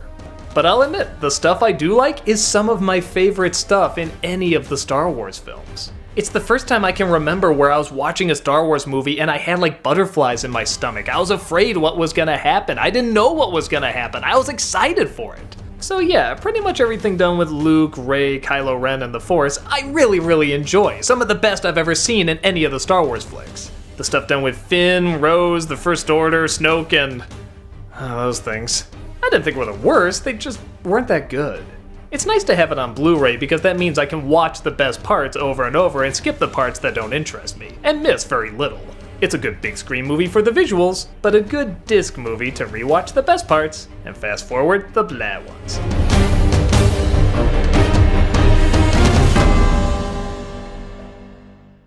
Goddamn right we're gonna talk about the Hannah Montana movie, because that's what 37-year-old men do! They talk about Hannah Montana! Like men! No regrets! Okay, that's not entirely true. There's quite a bit of regret, but surprisingly not as much as I thought. Hannah Montana, based on the mid-2000s show I've never seen, seems to follow the double life of a girl named Miley. She turned out to be a singing worldwide phenomenon, but her father, Robbie Ray, played by Miley Cyrus's dad, Billy Ray Cyrus, thinks it's unhealthy for someone so young to be in the spotlight all the time. So they create an alternate personality. Because that's much more healthy, right? That won't mess up a kid at all. In this kind of scenario, it's kind of like Clark Kent's glasses. All you need is a wig for suddenly everyone not to recognize her at all. From that setup alone, I guess I shouldn't be surprised how this movie opens up. It's a Hannah Montana concert and Miley can't get into her own concert because no one believes it's her. Yep, that's the kind of logic this film runs on. Of course, crazy antics and stunts and silliness ensue with this constantly going back and forth between normal life and celebrity. Again, totally not messing this girl up at all. But when her dad gets concerned about missing her best friend's party because she was in a fight with Tyra Banks, okay, I gotta admit that's a little funny. He takes her back to her farm home in the country to hopefully reconnect with her roots. That means no glamour, no riches, no press, no Hannah. But apparently this tabloid reporter is following her to get some dirt on her because her getting in a fight with Tyra Banks wasn't enough. So he hunts her down to find out some secrets because the magazine already has the cover ready, they just need to fill it with a story. Again, that's a little funny. What isn't so funny is every stock cliche that usually goes along with this idea. She constantly has to go back and forth between being Hannah and being Miley, and what a coincidence, there's a big get-together where she has to either go on a date with this boy she likes or she has to stop this big bad mall from being set up that's gonna destroy her hometown, and, well, she can't go to both, and can't call the boyfriend to push the time back for some reason, so she has to run back and forth changing outfits and wigs, and oh god, this is dumb. So yeah, this film's written bad, like really, really bad. But surprisingly, it's not as horrible as you would think. Maybe because this was a theatrical release, there's a little bit more time to work things out. Because of that, the performances seem rather genuine, the pacing is pretty good, the slapstick isn't too over the top, there's not a ton of stupid sound effects, it's, how do I put it, not like a run-of-the-mill Disney Channel movie. A lot of the film is just her being on the farm and connecting with her dad and connecting with his new boyfriend and her family and trying to find herself, and yeah, I know that all sounds a little lame, but if it's done well, it's done well. Don't get me wrong, there's plenty of corny moments, but there's also a lot of silent moments too. And even when song numbers do pop up, it doesn't seem out of nowhere or too distracting. It kind of fits in the feel of the rest of the movie. Yeah, she sounds a little auto-tuned and the instrument's a little too professional for the settings half the time, but it's not like Camp Rock where suddenly there's a musical number. It's not like Gem and the Holograms where suddenly everyone sounds like it's not them singing at all. It just sounds so incredibly fake. It's just the right balance of a little corny, but kinda nice too. Which is kind of a good way to sum up this movie, despite it being written terribly. For example, during the scene where she has to go back and forth between restaurants during the date and her big get-together with the mayor, the script calls for her to be changing in a revolving door and then she runs into the boyfriend. Well, that's just run-of-the-mill stupid, but here there's kind of nice music and it's in slow-mo and she sees this little kid who recognizes her first and she doesn't know how to react, and then suddenly she comes across the boyfriend who sees her and all of a sudden everything is hitting her at the same time it's hitting him, and you see both their reactions, and it's actually a very interesting scene. It took a very silly moment and made it surprisingly reflective. Slowing things down, seeing her go in a circle while also seeing her own reflection can actually be kinda deep. But again, for a Hannah Montana movie. This is still a Disney movie selling a Disney pop star based on a Disney Channel product. But as those go, I can't say it's really bad, I can't say it's good either, but it's definitely better than it has any right to be. I like that it took its time, I like that there's quieter moments, I like that it focused on relationships, I like it's not all about the glam and celebrity, in fact the majority isn't even about that. A lot of it's just kind of chilling in farmland getting to know these unique characters. Does it have a lot of Disney Channel movie cliches? Yes, and do I wish it didn't? Hell yes. But at the same time, they're not done as bad as you would expect them to be. I feel like the age group this was made for could watch it okay, and even get a self-reflecting, albeit corny journey out of it. And people that grew up with it can kind of look back and laugh at, oh yeah, the wig is supposed to fool everybody. Oh yeah, everyone at this concert at the end is supposed to just be quiet and not reveal her secret. I guess after seeing so many horrible movies about bands based around kids like Cheetah Girls and the Camp Rock movies, I don't really see this as that offensive. If you don't like Hannah Montana and you're looking for things wrong with it, you'll get a buttload.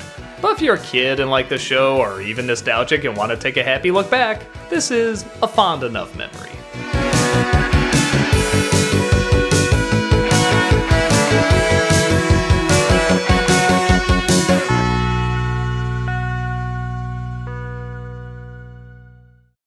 Boy, every Winnie the Pooh character got their own movie. Tigger, Piglet, Christopher Robin, even the goddamn Heffalump somehow got its own movie. They had to actually make 2 movies called Winnie the Pooh just to remind you who the main character is. Well, nevertheless, we're gonna look at the Tigger movie today. The bouncy, charming character that gives us an almost bouncy, charming movie.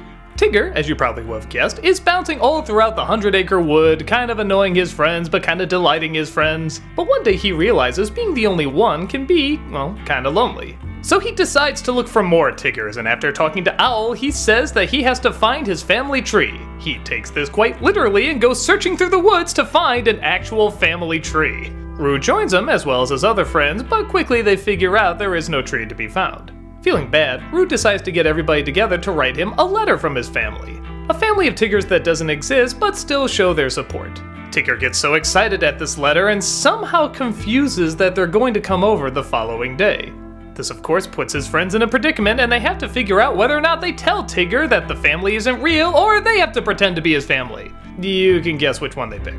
Okay, so this movie is not particularly strong in story, but none of the Winnie the Pooh movies are supposed to be. They're supposed to be simple in story, but emotionally heavy. The problems and dilemmas are not the big focus. The big focus is how it impacts the characters and how they work off each other and how their different personalities can, for lack of a better way of putting it, bounce off each other. And for the most part, we get that. Along with some really great animation that not only surprisingly does the facial expressions very emotionally, I mean there's only 2 dot eyes and yet somehow they get across so much emotion, but also in that old school sketchiness. You kind of look at the line work and it looks like something almost out of the book. Look at all the lines on Tigger. No 2 stripes are the same, they're all so sketchy and seem so alive somehow.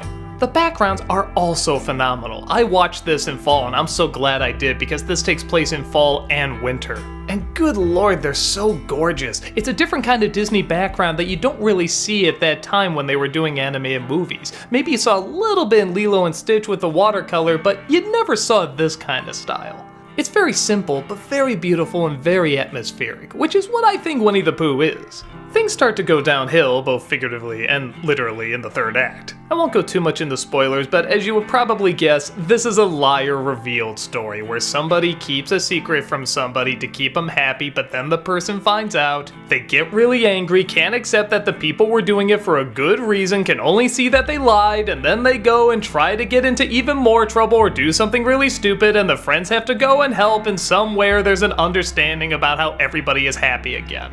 It's so rare that these stories work because they rarely add anything else. That's the drama that we've seen a million times and is tired and cliche, and sadly, this is kind of the same thing. Not only boring and cliche, but it does stuff I feel like the Winnie the Pooh universe doesn't really do. The climax of the movie, yeah, there's a climax, problem number 1, has to deal with them outrunning an avalanche and not falling off a cliff. The original ends with them just walking across a creek. That's more what these stories were about, not how we gonna get off of this rock while we're falling to our deaths. It just feels so phony and forced. Almost as forced as Jerry Springer references and Marilyn Monroe references, and yeah, sometimes they really miss the mark with this. But for at least 2/3 of the movie, they're right on target. They once again bring back the Sherman Brothers to do the songs, and they're fantastic. Well, most of them. There's a bluesy one that's a little weird, but the others are hummable, have brilliant lyrics, and they're just, it's the Sherman Brothers. I just love hearing their stuff.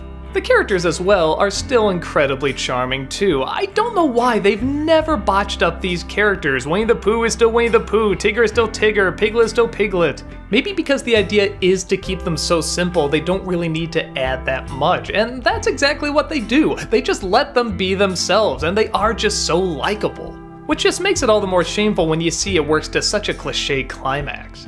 Even the message of the movie you can figure out very early on, and yet it still waits until the very end to reveal it. But again, I really have to give credit to the things it did right. You never do see the Tigger family, which I think would have been a mistake. They do still keep the majority of it very simple, and they still nail these characters perfectly. So yeah, if you're looking for something that's not especially big and epic, except when it tries to be big and epic and that comes across as kind of awkward, this is a very nice, charming, simple movie, which is what I think most people are looking for when they see a Winnie the Pooh movie. I don't think it's among one of the greater Winnie the Pooh movies, but I still think it's worth checking out. Bounce on in and take a look.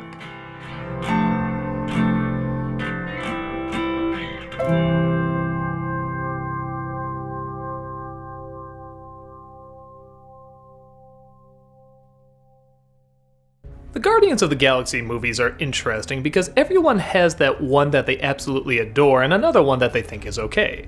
Some adore the first one, think the sequel's okay, some adore the second and think the first one's okay. Me? I'm a Volume 2 kind of guy. I absolutely love this movie's sense of humor, its drama, its visuals, its effects, its characters, its pacing, its themes. I just fell in love with it. Our team of space outcasts are back fighting all sorts of monsters and weird creatures and always on the run, but when trying to find a place to hide out, they come across a celestial named Ego, played by Kurt Russell. Russell, it's revealed, is Star-Lord's father. Yeah, I guess you can't expect a guy like this to have normal parents. His abilities are pretty much that of a god. He can create worlds from nothing. He can also destroy them with nothing, which suggests a very large threat, but the guy seems pretty nice. He gives them all a place to stay, he's a jokester, he's kind, but part of these situations, something just doesn't seem right. Nobody can put their finger on it, but there just seems to be something a little off. Everybody except, of course, Star-Lord, who just loves that he's found his actual dad and he's discovering who he is, where he came from, and what he's gonna do next. But meanwhile, the guy who raised Star-Lord, Yondu, played again by Michael Rooker, is in the middle of a mutiny with his crew taking over his ship and even capturing Groot and Rocket. While they desperately try to escape and even form a little bit of a bond, Star-Lord desperately tries to form a bond and maybe thinks about trying to escape. It's one of those setups I love where you feel like a prisoner, but you can never actually say you are. You can go at any time. It doesn't seem like you're really being threatened, yet somehow it feels like you're being held against your will. Of course, secrets are discovered, betrayals are made, jokes are had, and giant intergalactic battles involving Pac-Man appear. Because that shit can work in a movie like this. What drew me the most to this film is not only that the sense of humor seemed to really be upped. I mean, the first film was very funny, but this one seemed especially funny. But the drama really seemed upped too. A lot of the movie is just kind of taking it easy in these incredible environments and really letting them sink in. I really like films where the visuals kind of tell you the story. The background is almost as big a character. One of my favorite scenes is a really quiet moment where Gamora is just sitting in this field and then suddenly the ship comes down and attacks and it's her sibling and they try shooting at each other and blowing each other up. But then they both kind of get tired, they talk with one another, and they make amends like siblings do. It's crazy and over the top, yet somehow it feels kind of real. The emotions are all there and they don't need to be talked about, they just need to be explored.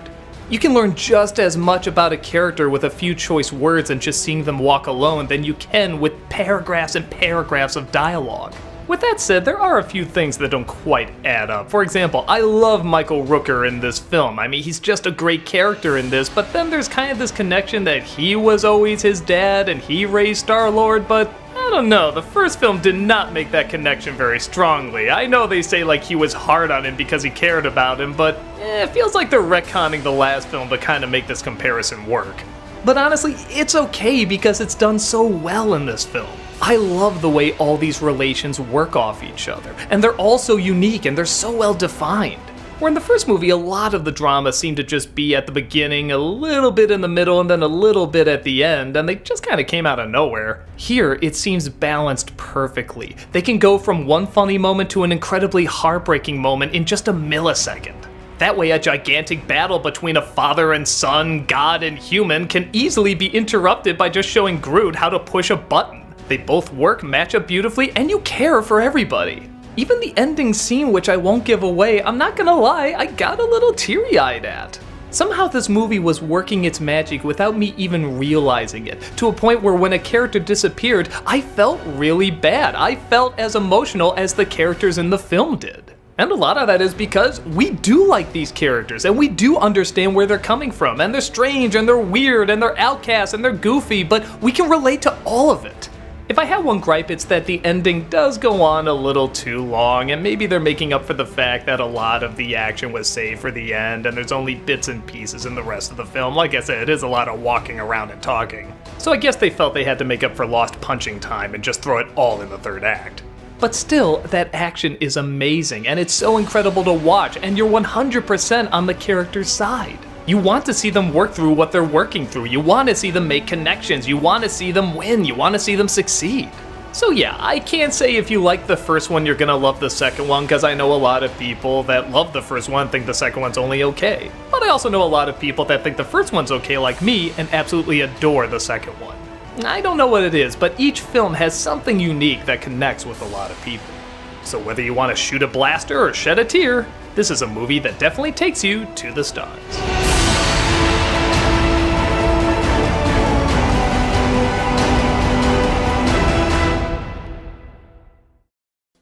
So when I reviewed the Disney Channel original movies, a lot of people were saying, "You forgot the Phantom of the Megaplex! How could you forget Phantom of the Megaplex?" I was trying to think if I even remembered the title, and for some reason I was thinking it was an Are You Afraid of the Dark episode. After finally sitting down and watching the movie, I can kinda see why.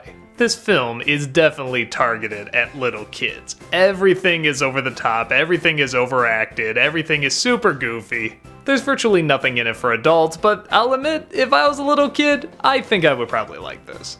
The film centers around the Megaplex and the colorful characters that work there. As it turns out, there's gonna be a big movie premiere that everybody has to get ready for. The colorful cast of characters with extreme personalities all have to somehow work together to make it a success, but there's apparently a phantom. They think it's more of a legend whenever little things go wrong around the theater. But the night of the premiere, even more things are going wrong, and everyone's afraid it's gonna sabotage the big night. So it's up to our crew of silly troublemakers to try and figure out who the Phantom is and how to stop him.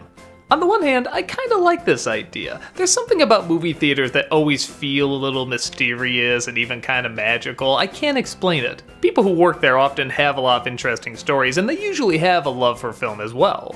And this movie, for as over the top as it is, seems to capture that. My favorite thing, believe it or not, is Mickey Rooney as an old guy who thinks he works there. At first he just seems like a crazy old kook who won't go away, but the more you listen to him, the more you realize how totally sucked in and intrigued he is by films. He constantly talks about how magical they are and how they take you to distant lands. It's so corny and so cheesy, but the way he says a lot of this dialogue, I do find myself kind of enjoying it. There's a legit passion to his performance, and maybe some of that does come from the fact that it is Mickey Rooney playing him. He was one of the biggest stars in the world, and he does have all this history. Nothing about his performance ever feels phoned in. It really seems like he just gets teleported somewhere incredible whenever he talks about film. To a point where he even stops people from seeing bad movies and won't let them in and directs them to better ones. It's so ridiculous, but it's so naive and innocent, you kinda gotta love it. That's probably the best way to describe this film too, naive and innocent.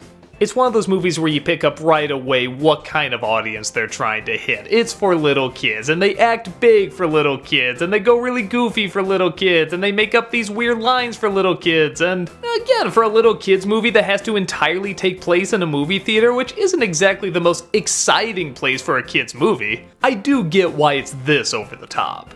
So is there anything in it for grown-ups? No. Is there anything in it for older kids? No. Will it last the test of time? It already isn't. But I can't really get angry at it for doing exactly what it's doing, being a kid's film about a movie theater with a creepy little phantom. There's always a feeling that it's trying with the creativity. I mean, everything that the Phantom sabotages somehow ties into a movie, like in a tornado movie he turns the air up, in a movie about water he turns on the sprinklers and so forth. The climax even centers around him putting this giant Godzilla balloon inside a theater, and one of the kids has to grab a sword prop from a movie called Merlin on Mars and go after it, like a knight attacking a dragon. It's so childlike and ridiculous, it's kind of adorable. So do I recommend it? Only to little kids. I think they're the only ones that'll really get into it, and hey, it's kind of teaching them that movies are really cool and they can really spark a lot of magical things, and that's a good thing to teach kids. I say for everyone else it's a definite pass, but it's an understandable pass. It's childish, it's silly, but that's just what some kids' movies are supposed to be.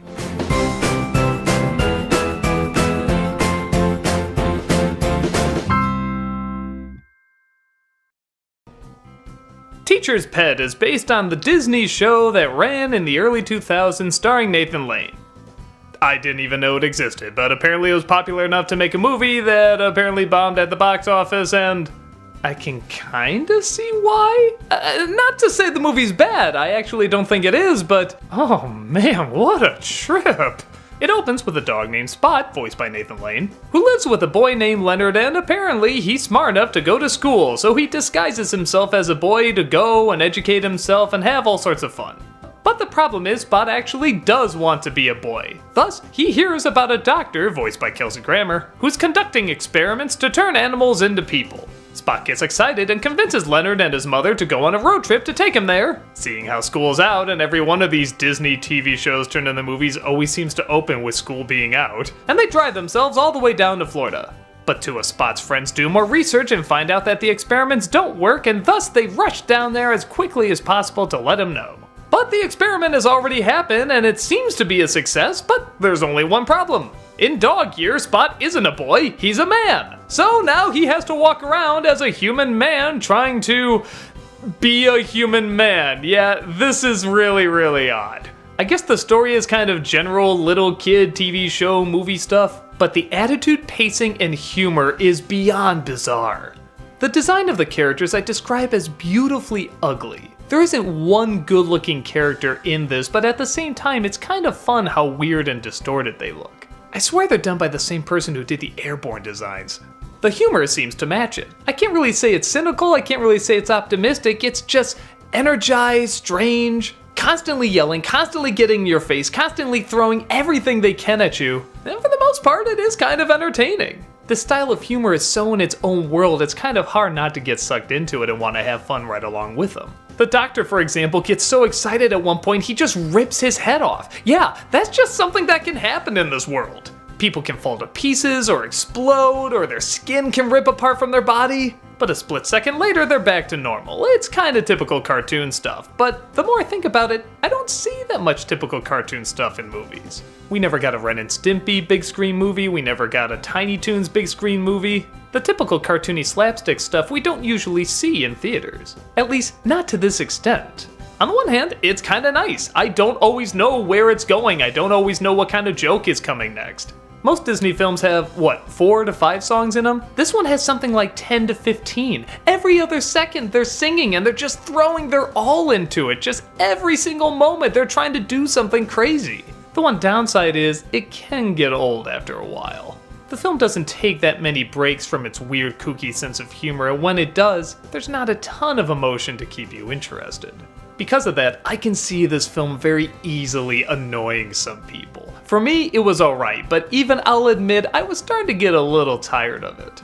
Thankfully, the humor for me was so energized and weird that I didn't mind too much, but I can see people getting really sick of it really fast. Nothing about it seems particularly cinematic, it just seems like a really long cartoon. But some people want to see really long cartoons. I love cartoons, and so I kinda like this. Its weird shapes and colors mixed with weird ideas and characters, I can't help it. I thought it was bizarrely kind of fun. Did it get grating sometimes? Once in a while. But at the same time, I have to give them credit for just going all the way. It never lets up. It's always trying to do something insane. And I guess the kind of insane part of me weirdly appreciates it. It's still smart, it's still well thought out. Just because it's silly doesn't mean it's not done by people who are extremely talented. I guess fans of the show will really enjoy it. I mean, I have to assume the show was just as crazy. To any newcomers though, just keep in mind it is pretty relentless. It just constantly throws crazy thing after crazy thing with somehow a kid-related moral attached to it. To some that can definitely be a turnoff, but for me, it's the right amount of madness for a solid view.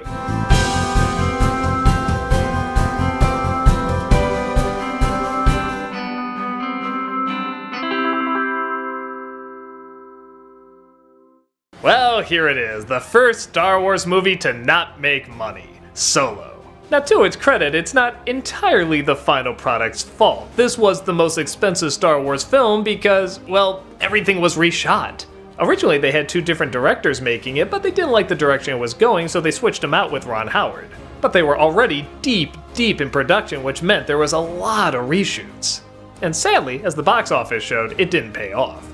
But even taking that equation out of it, Solo is very so-so. Of all the characters I feel like I'd be interested in knowing the backstory to, Solo, oddly enough, is not one that I found out a lot of people really needed to know about. He seemed self-explanatory. You saw him, you felt like you already know his story. But it turns out you didn't, and this film is gonna make you wish you didn't.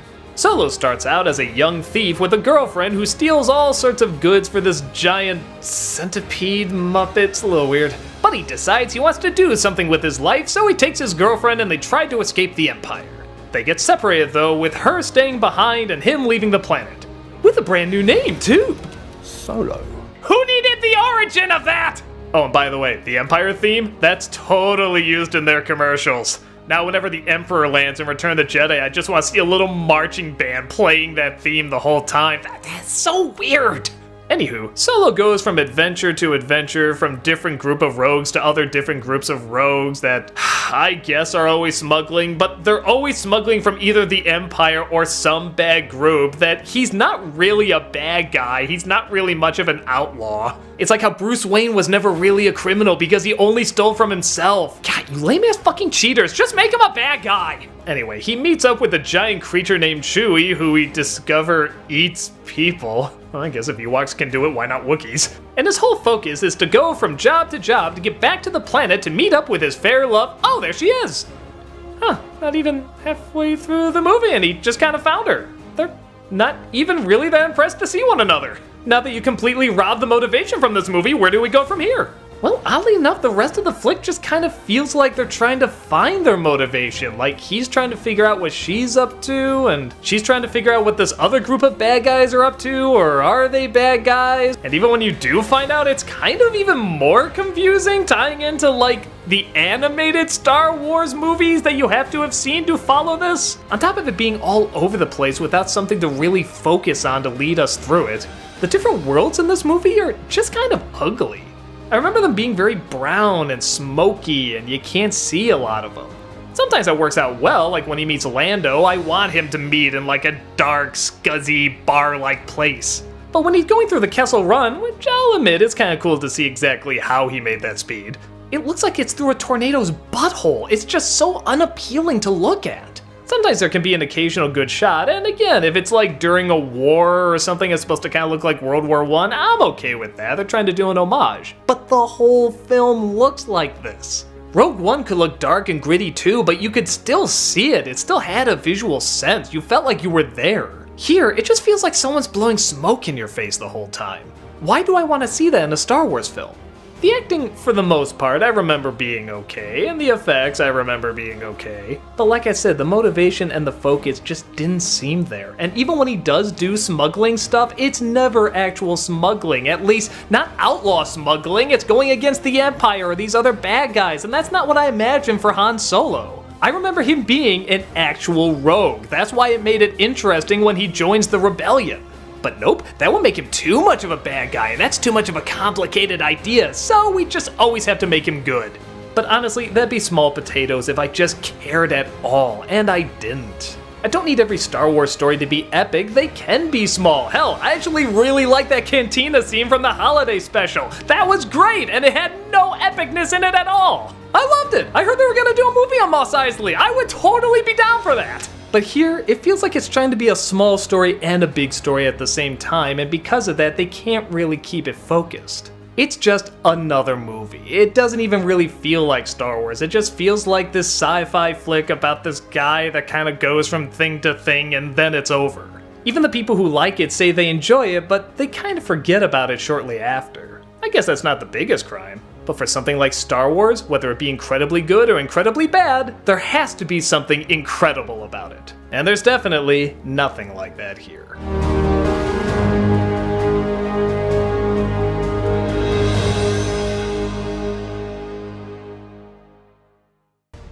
Okay, I see how it works. When I don't like Thor the Dark World, it's, oh, you don't understand Thor! Natalie Portman and Kat Dennings are amazing! Oh, you just don't get it! But then when Thor Ragnarok comes around, it's, oh, we finally got a good Thor movie! Oh, no Natalie Portman or Kat Dennings! Oh, they finally understand! Blow me, you symbolic voice I've decided to clump all of the internet I don't like into! Anyway, Thor Ragnarok is a funny, big, epic, action-packed fun time. It's not especially deep or very meaningful, but it finally gives us a story and visuals that look on par with what Thor was, or at the very least, an 80s rock cover, which is what Thor should be, damn it! After returning from a giant mission, Thor discovers that Loki, his brother, has disguised himself as Odin and he forces him to change back. When he demands Loki to take him to his real father, they find he doesn't have much time left. In a quick change of tone that's surprisingly effective, we see him slowly fade away while also giving information about their actual firstborn. Hela, the banished rightful heir, is going to come and reclaim her throne the minute he dies. And seeing how he told them this the minute he died, they don't have much time to prepare and she comes and attacks. She and her army banish Thor and Loki to another realm where they're used as entertainment, a part of the galaxy of gladiators, media, bounty hunters, and Jeff Goldblum. Because somehow strangely this movie feels naked without him.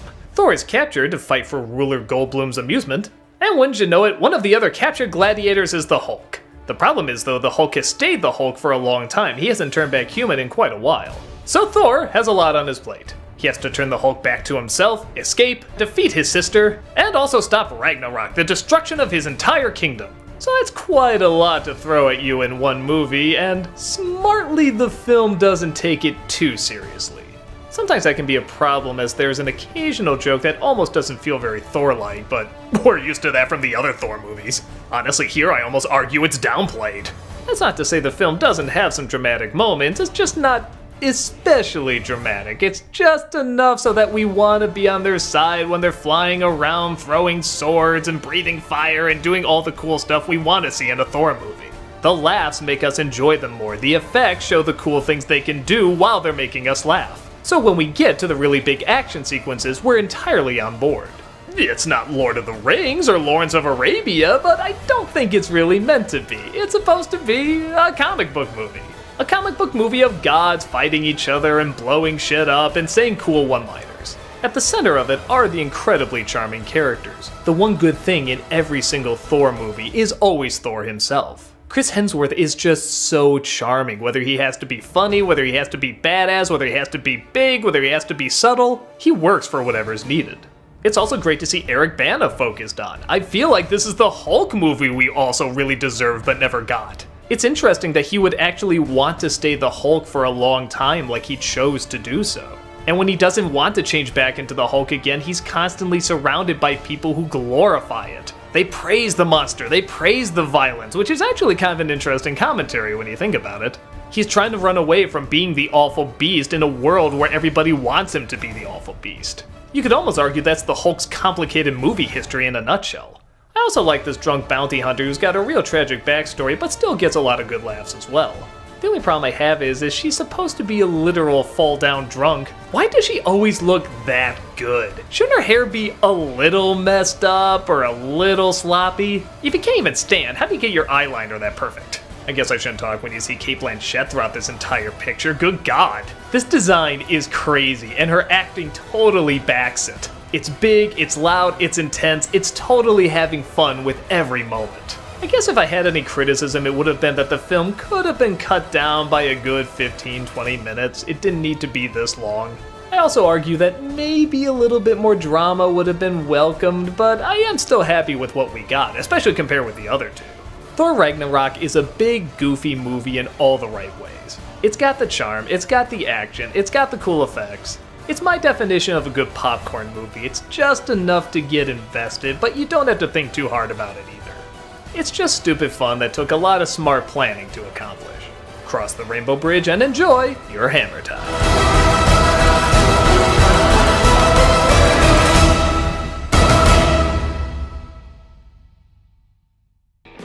Well, this sucked. Planes. The spin-off film in the apparent cinematic universe created from Pixar's Cars. Either that or it's a cinematic universe around planes, trains, and automobiles, just missing the trains part. Lord knows I drop as many F-bombs while watching it. If you've seen my past reviews, you know I'm not the biggest fan of the Cars movies, but God, after seeing this one, I may have to rethink it because Christ! It is the most obvious commercial, generic, bland piece of crap that Disney could put out. The story? Pfft, forget it. I can just tell you the first sentence and you can predict everything that's going to happen. Let's try it. A crop duster named Dusty wants to enter a race. There, don't you know everything that's gonna happen after I say that? He's gonna be a screw-up, he's gonna be an underdog, but he finds this old wise mentor who's gonna teach him the ways, but he has a tragic past, but we don't get to that yet. We're gonna get to that later in some sort of big reveal. We find out that Dusty has a fault that should make him incapable of racing. In this case, he's afraid of heights. I know that's already confusing because he's a goddamn plane. He's already high off the ground, but this is like really high off the ground. Yeah, it's so stupid. But he enters the race with a whole bunch of colorful characters, and of course, there's a big shot bully who's always the winner, but as the underdog starts to climb up, he sabotages him cheating, and of course, at the end, it's really close. An Adam Sandler sports movie would have more originality than this. I guess you could say I expect more out of Pixar, but it's not even a Pixar movie. Yeah, their name isn't on it. Chong produced it and helped with the story, but it's technically just a Disney product, despite it clearly taking place in the Cars universe. But okay, there's been more cliché generic stories out there that have been turned into something really cool. I have no idea why I mentioned that because this clearly isn't one of those movies. I guess some of the bare essentials are there, like the acting's okay, it's bright, it's colorful. But these characters in almost no way seem alive. By God, I hate referencing something good about Cars, but when you see them moving, when you see them talking, when you see them going through emotions, it looks like they're going through these emotions. They kind of shrug and shift, and if they're sad, they'll kind of move sad. If they're happy, they'll kind of move happy. Here, they just look like toys. Dead, lifeless toys that somehow ate celebrities and their voices are coming out of them. Where in Cars, they move like characters, here, they move like planes. You're just looking at planes flying around, circling around, moving. Even the distance between the eyes and the mouth creates a separation. They're just so far apart from each other that it's hard to be like, yeah, I'm getting legit emotion out of these characters. And you could be like, well, who cares? It's just a kid's film. You're not supposed to get much emotion. But get this. One of the characters has a backstory that has a lot of death in it. Yeah, like he leads an entire squad to their deaths. They're burning alive and exploding and going into the water, and this dramatic music is playing. Planes! Goddamn planes! Yeah! Planes is gonna make you cry? I guess? Look at this shit! Are these the kind of designs you would expect to get like emotion out of? No! Clearly not! Even Cars 3 with that ridiculously serious trailer didn't go this serious. What the hell were these filmmakers thinking? But alright, maybe we can overlook that if there's a lot of comedy in this. I mean, there's a lot of comedic potential with planes and a plane universe. What do we got here? Oh look, they're on the USS Fleisenhauer. Fleisenhauer!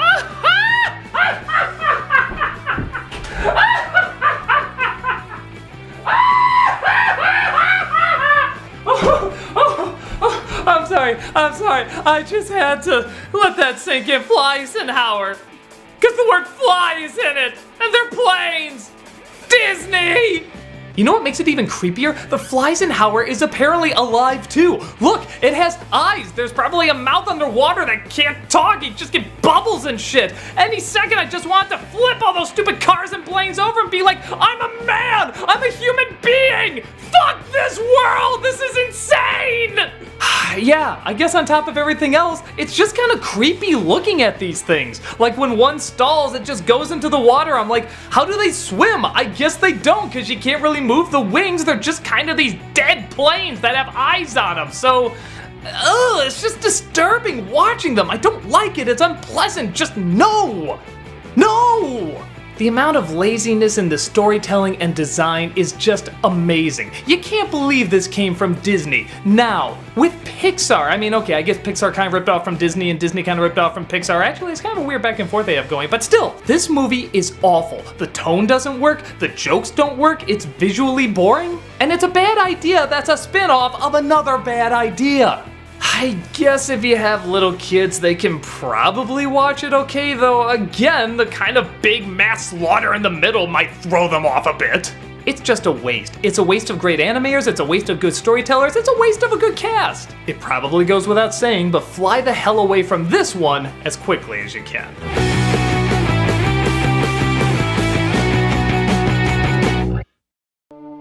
Frankenweenie is not a particularly exciting movie, but it is a particularly weird movie. The right kind of weird, the weird I really enjoy. A satire, obviously, of the classic Frankenstein, but also kind of its own strange thing with its own weird sense of humor in this beautiful looking stop motion world. Young Victor Frankenstein and his dog are the best of friends. He hangs out with him, plays baseball with him, they even make, get this, stop motion films together. Wow, I'm trying to think if I've ever seen a stop motion character watch a stop motion film before. It's a little surreal.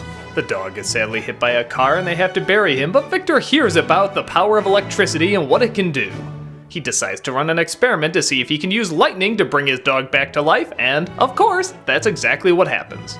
But with the science fair coming up, some of the other kids think that he might have an unfair advantage. I mean, cheating death is rather impressive. So a slew of colorful characters decide they're gonna do the same thing, and thus, all sorts of weird monster animals start running amok throughout the neighborhood. Will Victor and his dog save the day while also getting his homework done on time? Yeah, it's that kind of film, and honestly, that's what I expected, and I'm glad I got.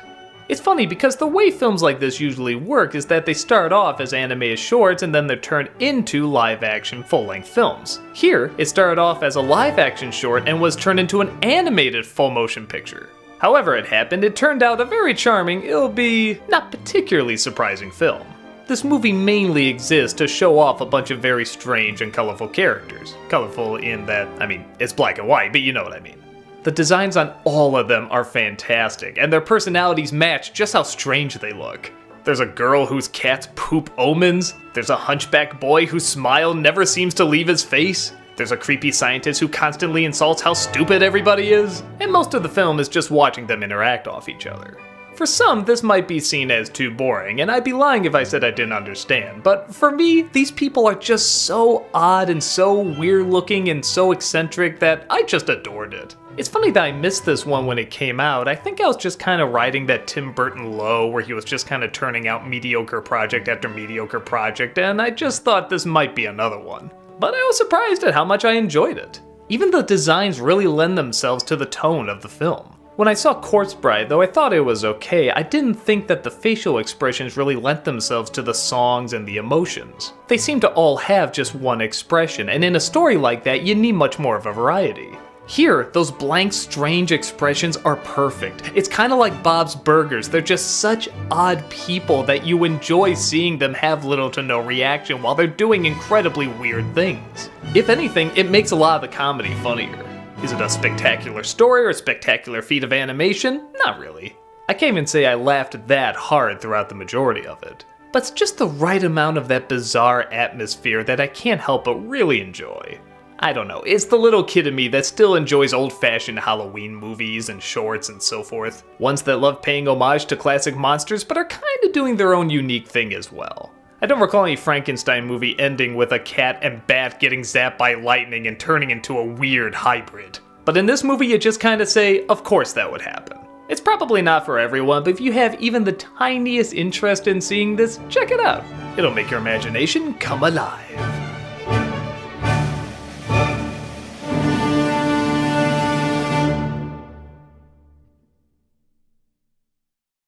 I don't think I've ever seen a Disney Channel movie I was more ready to like than Don't Look Under the Bed. From its Sam Raimi style POV shots, from its cool shadow work, to the fact that the main character is named Francis Bacon. Good lord, I am gonna fall in love with this! But the more the movie continued, the more bizarre it got, and kinda the more awkward it got. That's not to say there isn't a lot of cool stuff about it, but there's also a lot of dumb stuff about it. And in the end, it's kind of a mess. A teenage girl named Frances Bacon, God, it feels so weird to say. It skipped ahead a grade in school, and the only reason I bring that up is because the movie brought it up. It actually doesn't play much into anything. But what does is all sorts of weird things are happening around the area. Clocks are being set forward, cars are being egged, and even people are stopping directly in their tracks in silence. It's actually kind of the most eerie part of the movie because there's no goofy music, no silly acting, it's just quiet. For a Disney Channel movie, that's pretty eerie. Things get even stranger when Frances starts to see a boy named Larry Houdini, but nobody else seems to. Nobody knows what seems to be going on in town, but Frances is instantly being blamed. Mostly because graffiti of the letter B is everywhere except on her locker. That is, it's on the inside of her locker, where only she could get to it. Other things like the swimming pool being filled with jello, I love that, and all the jello from her house being gone start to add up and start to get people pointing fingers at her. The more and more she gets blamed for, the more and more she sees that Larry Houdini kid. So she finally confronts him and he admits he's an imaginary friend. Well, not her imaginary friend, just an imaginary friend in general. Kids can apparently see him, but grown-ups can't. His theory is that all these pranks are being caused by the boogeyman. Somebody who used to be an imaginary friend, but when somebody stops believing, they turn into an evil force. So it's up to Frances and Larry to figure out if the boogeyman is real, how they stop him, and more important, how to get her kid brother back, who's kidnapped in the third act. By a giant sock that he can't get out of and she can't get him out of. Oh, he also uses a spiderweb net that looks like the easiest thing to get out of, and yet she can't get out of that either. Oh, and the little brother had leukemia, and he got better because the other brother gave him some of his bone marrow. If that sounds like an afterthought, it's because the film kind of treats it that way too.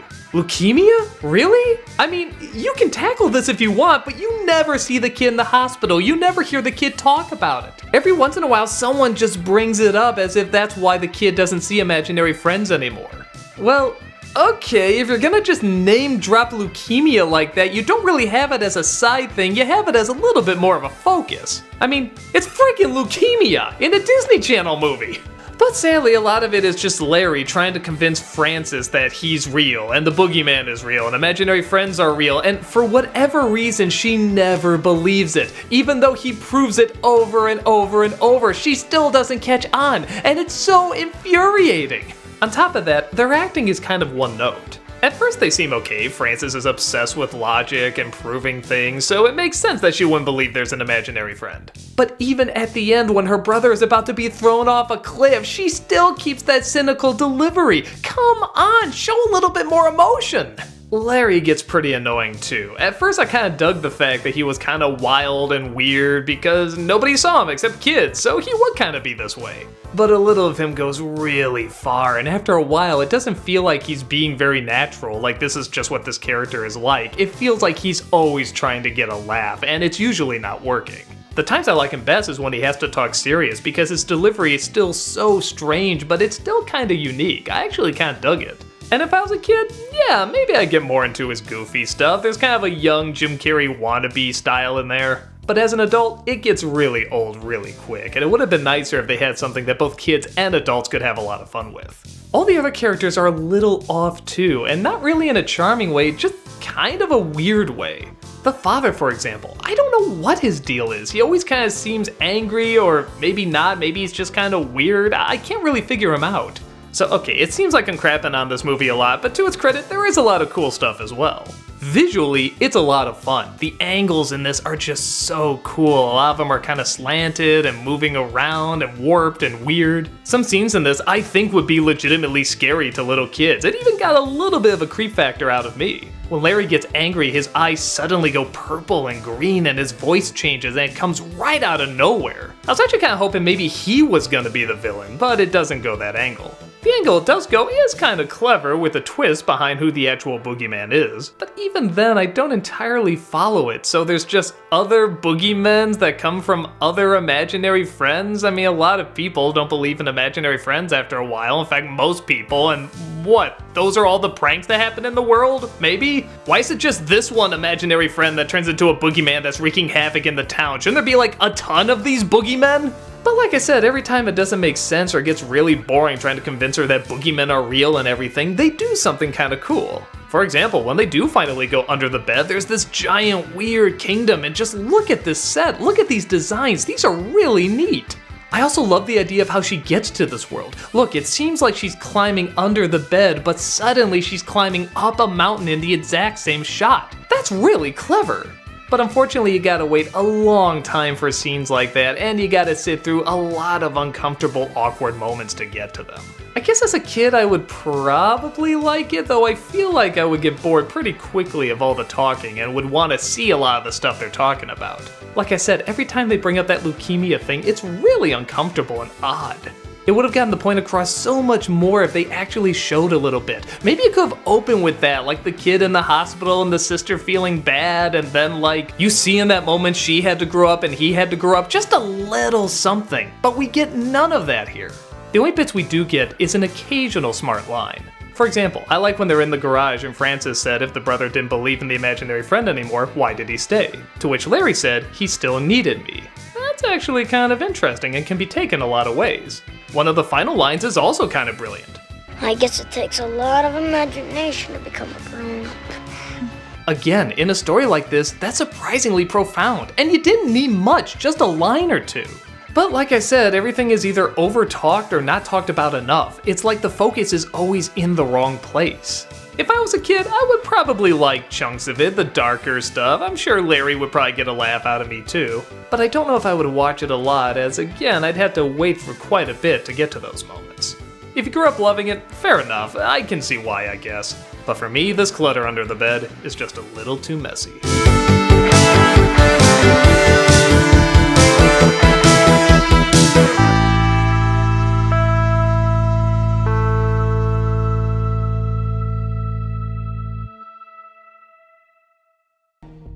So I tried watching the remake of Pete's Dragon a long time ago, and I'm not gonna lie, I turned it off after the first 5 minutes. With the whimsical music and the inspiring stares and people saying lines like, "See, my daughter, she knows a thing or two, but only if it's staring at her in the face. If you go through life only seeing what's right in front of you, you're gonna miss out on a whole lot." oh my god, stop, stupid movie, stop.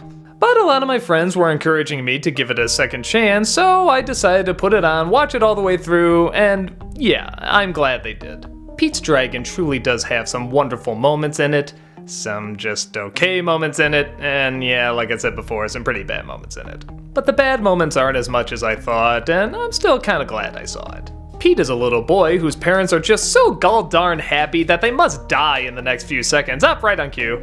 And he seems to come across an invisible dragon that makes himself visible, and they form a friendship over the years. As time passes, a ranger discovers him, takes him in, and tries to find out where he came from. Pete is of course a confused wild child, doesn't really remember the civilization that he came from, and naturally has trouble fitting in. But as time goes on, he does learn to lower his defenses and eventually calm down and accept these people as a family. While that's going on though, his dragon, named Elliot, is looking all through the forests and the neighborhoods to find him, and wouldn't you know it, the brother-in-law of the ranger saw the dragon, wants to hunt him down, and blah blah blah, you know the drill. Pete says his dragon is real, his new family doesn't believe him, and at the very end it'll be revealed that he is real, or rather in the middle. Huh, that's interesting. Okay, I'll give credit. They usually do this big reveal at the end, but they're doing it in the middle. Where are they gonna go from here? Oh, this bullshit. So, yeah, it seems like there's almost 3 competing kids movies here. One is the really corny, whimsical, wishy-washy stuff. Another is a very mature, slow-moving, yet interesting story. And the last third is, I don't know, follow that bird? It's just kind of one big chase scene when we could be using this time dedicated to the kid either connecting more to the family or even connecting more to Elliot. It's funny because as much as Pete and Elliot are actually very enjoyable to watch on their own, the boy is very believable and literally hopping from place to place and looking truly lost. And the dragon, while he looks fake, is still very expressive, and without saying any words, he still gets across a lot of character. Nevertheless, they surprisingly don't have a ton of connection. I guess there's a hint at the beginning and a hint at the end, both strangely enough involving looking at the North Star. But aside from that, it's just him flying the dragon around going, yay, wee, woohoo, and that's supposed to be a connection. We've seen that in a million films, and it doesn't really show how their personalities work off each other. Seems like Pete asking Elliot what he's looking at, and Elliot moaning while looking at the star, and Pete puts his head on his belly. Seems like that really work, and there's not much dialogue. But oddly enough, most of the movie they're separated, so we don't really get too much of a connection. I also have to admit I'm disappointed that it's not left open to interpretation whether or not the dragon is real. I mean, they reveal very early on that the hunters are looking for this dragon, they see him, they shoot at him, and like I said, in the middle of the movie, the family sees the dragon. How much more interesting would this be if nobody else saw the dragon except the boy? Like there's a scene where the dragon is peeking through the window and the boy is really liking the family, and the dragon feels really sad. How much more interesting would it be if that was left open to the boy's imagination? Like he feels like he's letting another life down subconsciously. This would be so fascinating! But nope, he's just real and people go after him with the guns and he breathes fire at them and they just scream and oh, who gives a shit? There's other little things that get to me too, like Robert Redford is way too all-knowing in this. Like when he sees the dragon, even though he tells everybody he's seen it for years, when he actually sees it with his own eyes, he just goes, magic! And I'm thinking, no, he should be like teary-eyed, he should be dropping to his knees like, my god, there it is, I've been vindicated! Characters like the stepdad are completely pointless. You could have cut this character out and not miss a thing. In fact, you didn't have to have it his brother that's going after the dragon. You could have had that be the stepdad, because he's not really a super villain. He's just kind of a jerky guy that doesn't understand, and at the end, like, yeah, he's okay, he just didn't know. That could have been the father character. It could have connected to bringing their family closer. In fact, all this talk about it's not about what you see, it's about what you feel, it's about what you perceive, and all this stuff about faith and belief. Why didn't they play more into that? Maybe the adults can't see the dragon, or maybe adults that still have a little bit of a childish mind or something. And Pete helps show them that childish mind, but some people are too far gone and can't see it. Something like Polar Express. I don't know. There's so much more you could do with this. But then again, I had to remind myself, I'm saying this about a remake of Pete's Dragon. Yeah, this film. Honestly, I'm kind of impressed with the okay movie that I got. It's different enough that it doesn't feel like it's just a rehash of the original, but it's also following in the vein just enough. A boy lost in the woods finds a dragon, has to get a new family. This is more the vein of remakes I like to see Disney attempt. Except, you know, less punch-in-the-face whimsical music and dialogue that sounds very Bridge to Terabithia-y. So I don't know. I guess it is the best of the Disney live-action remakes I've seen, but given the Disney live-action remakes, that's not saying a ton. Still, I'm glad I saw it. I'm glad I saw it for the boy, I'm glad I saw it for some of the other actors, I'm glad I saw it for the dragon, I'm glad I saw it for the ideas they were starting to go with, they just never followed all the way through with them. Nothing great, but okay enough for me to say, check it out.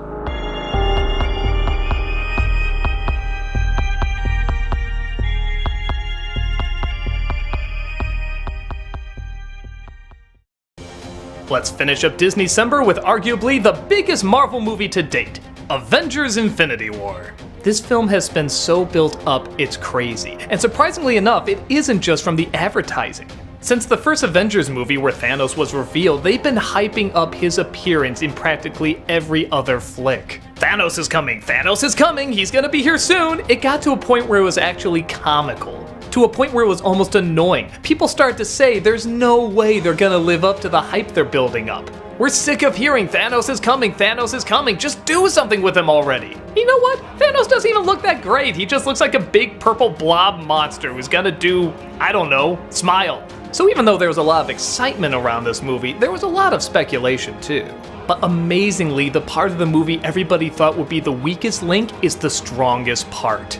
Josh Brolin as Thanos not only looks amazing with this incredible motion capture, but he has to be hands down the best Marvel villain out of any of these movies. After just being teased with snippets of him in the other films, this is entirely his movie. It's his story. Why is he doing this? How is he doing this? What's going through his mind? What does he care about? What's he going to do next? He's actually so interesting the Avengers are almost distracting, and those are incredibly charming characters. The plot, I'll attempt to sum up, there is a ton going on, is that Thanos has taken over Thor and Loki's ship, destroyed everybody on it, which kinda sucks, Thor Ragnarok was kind of for no reason, and even ends up beating the shit out of the Hulk. The Hulk, goddamn! Hulk lands on Earth though and lets him know that Thanos is coming.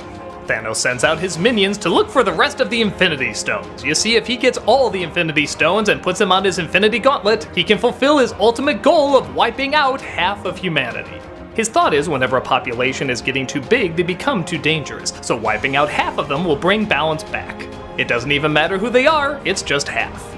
He did this before with Gamora's people, and he actually ended up raising her. She, not surprisingly, resents him quite a bit, and does everything in her power to stop him, but he's just too cunning and too manipulative to be defeated. The more the Avengers try to get together, ironically, the more they get split up. The Infinity Stones are spread out far across the galaxy, so that means a lot of them have to go to different places to try and get them. Can they reach them in time and stop Thanos before he wipes out half of the human race? Well, I'm not gonna give away the ending, but prepare for your kids to be scarred for life. The funny thing about Infinity War is that what I usually see as cons in a movie, I actually see as pros in this one. The characters are not given much introduction. There's not even that much sitting down and talking about their feelings or emotions or anything like that. They're just kind of running into the action. But here's the thing, we already know these characters. We've had movie upon movie upon movie finding out about these characters. So when you do see them together, you don't just want Captain America talking about himself or Star-Lord talking about himself. You want to see them interact off each other. And that's exactly what we get. Iron Man and Doctor Strange have been called very similar, so they of course don't get along. Star-Lord and Thor are both cocky fighters, so they obviously try to one-up each other. Spider-Man is always looking for Tony Stark's approval, so they have kind of a father-son relationship. While they're constantly fighting and going from place to place, they are still making connections, and they're using just the right choice words to establish themselves and their relationships as, well, incredibly likable. Even when they don't get along, there's an incredible charm to them. In most action movies, when characters get together and bicker, it feels lame. It's like those stupid buddy cop movies or those dumbass romantic comedies where they just complain the whole time and yet somehow they get along. But here, they're so well set up, you love when they don't get along. They're funny, their quips are wonderful, and you like seeing how they actually do kind of come together. It got to a point where even the smallest cameos got a cheer from everybody because they knew they were gonna be done right. Even if they didn't say much or do much, you knew that was them. They were there, they were interacting with everybody, they were helping out. The universe feels so defined. The only part that drags a little is there's a scene where Thor has to meet up with this giant, played very cleverly by Peter Dinklage. And it's not just because that's a little person playing a big person, it's because his dimensions are different. It isn't just taking an average-sized person and making him bigger. Peter Dinklage has a very distinct, uniquely shaped body. So to make that larger gives a visual and a movement we haven't really seen before out of a giant. But it goes on way too long. Every single time it cut back to him at this weird gate and trying to move all these little technical gadgets around, I just didn't care. Maybe because the action here wasn't very interesting and what they were talking about wasn't very interesting. But everywhere else, the dialogue and the action are fantastic. Again, especially from Thanos. I can't believe how much they won me over with this character. I was so ready to not like the motion capture. Why can't they just do practical effects? I was so ready to be bored by him. Nah, you built him up too long, now we're not interested. But he really was the best part, somehow supplying both the menace and the heart of the movie. What can I say? The wait was worth it. Infinity War is a big movie that has a lot of big effects and a lot of big battles and a lot of big characters and a lot of big story. It's the kind of movie where you want a lot going on. It's the kind of movie where you want a lot of things blowing up and people looking pained and going from one place to another. And it can do that because it's had so many films building up to it. This was a gamble that definitely paid off. Just when you're starting to get tired of the Marvel formula and you're kind of looking for something different, they up their game, like they usually do. They seem to know just when to mix it up a little bit more and exactly how to mix it up, while still seeming familiar. It's the same characters with brand new challenges. And folks, that's it for this year's Disneycember.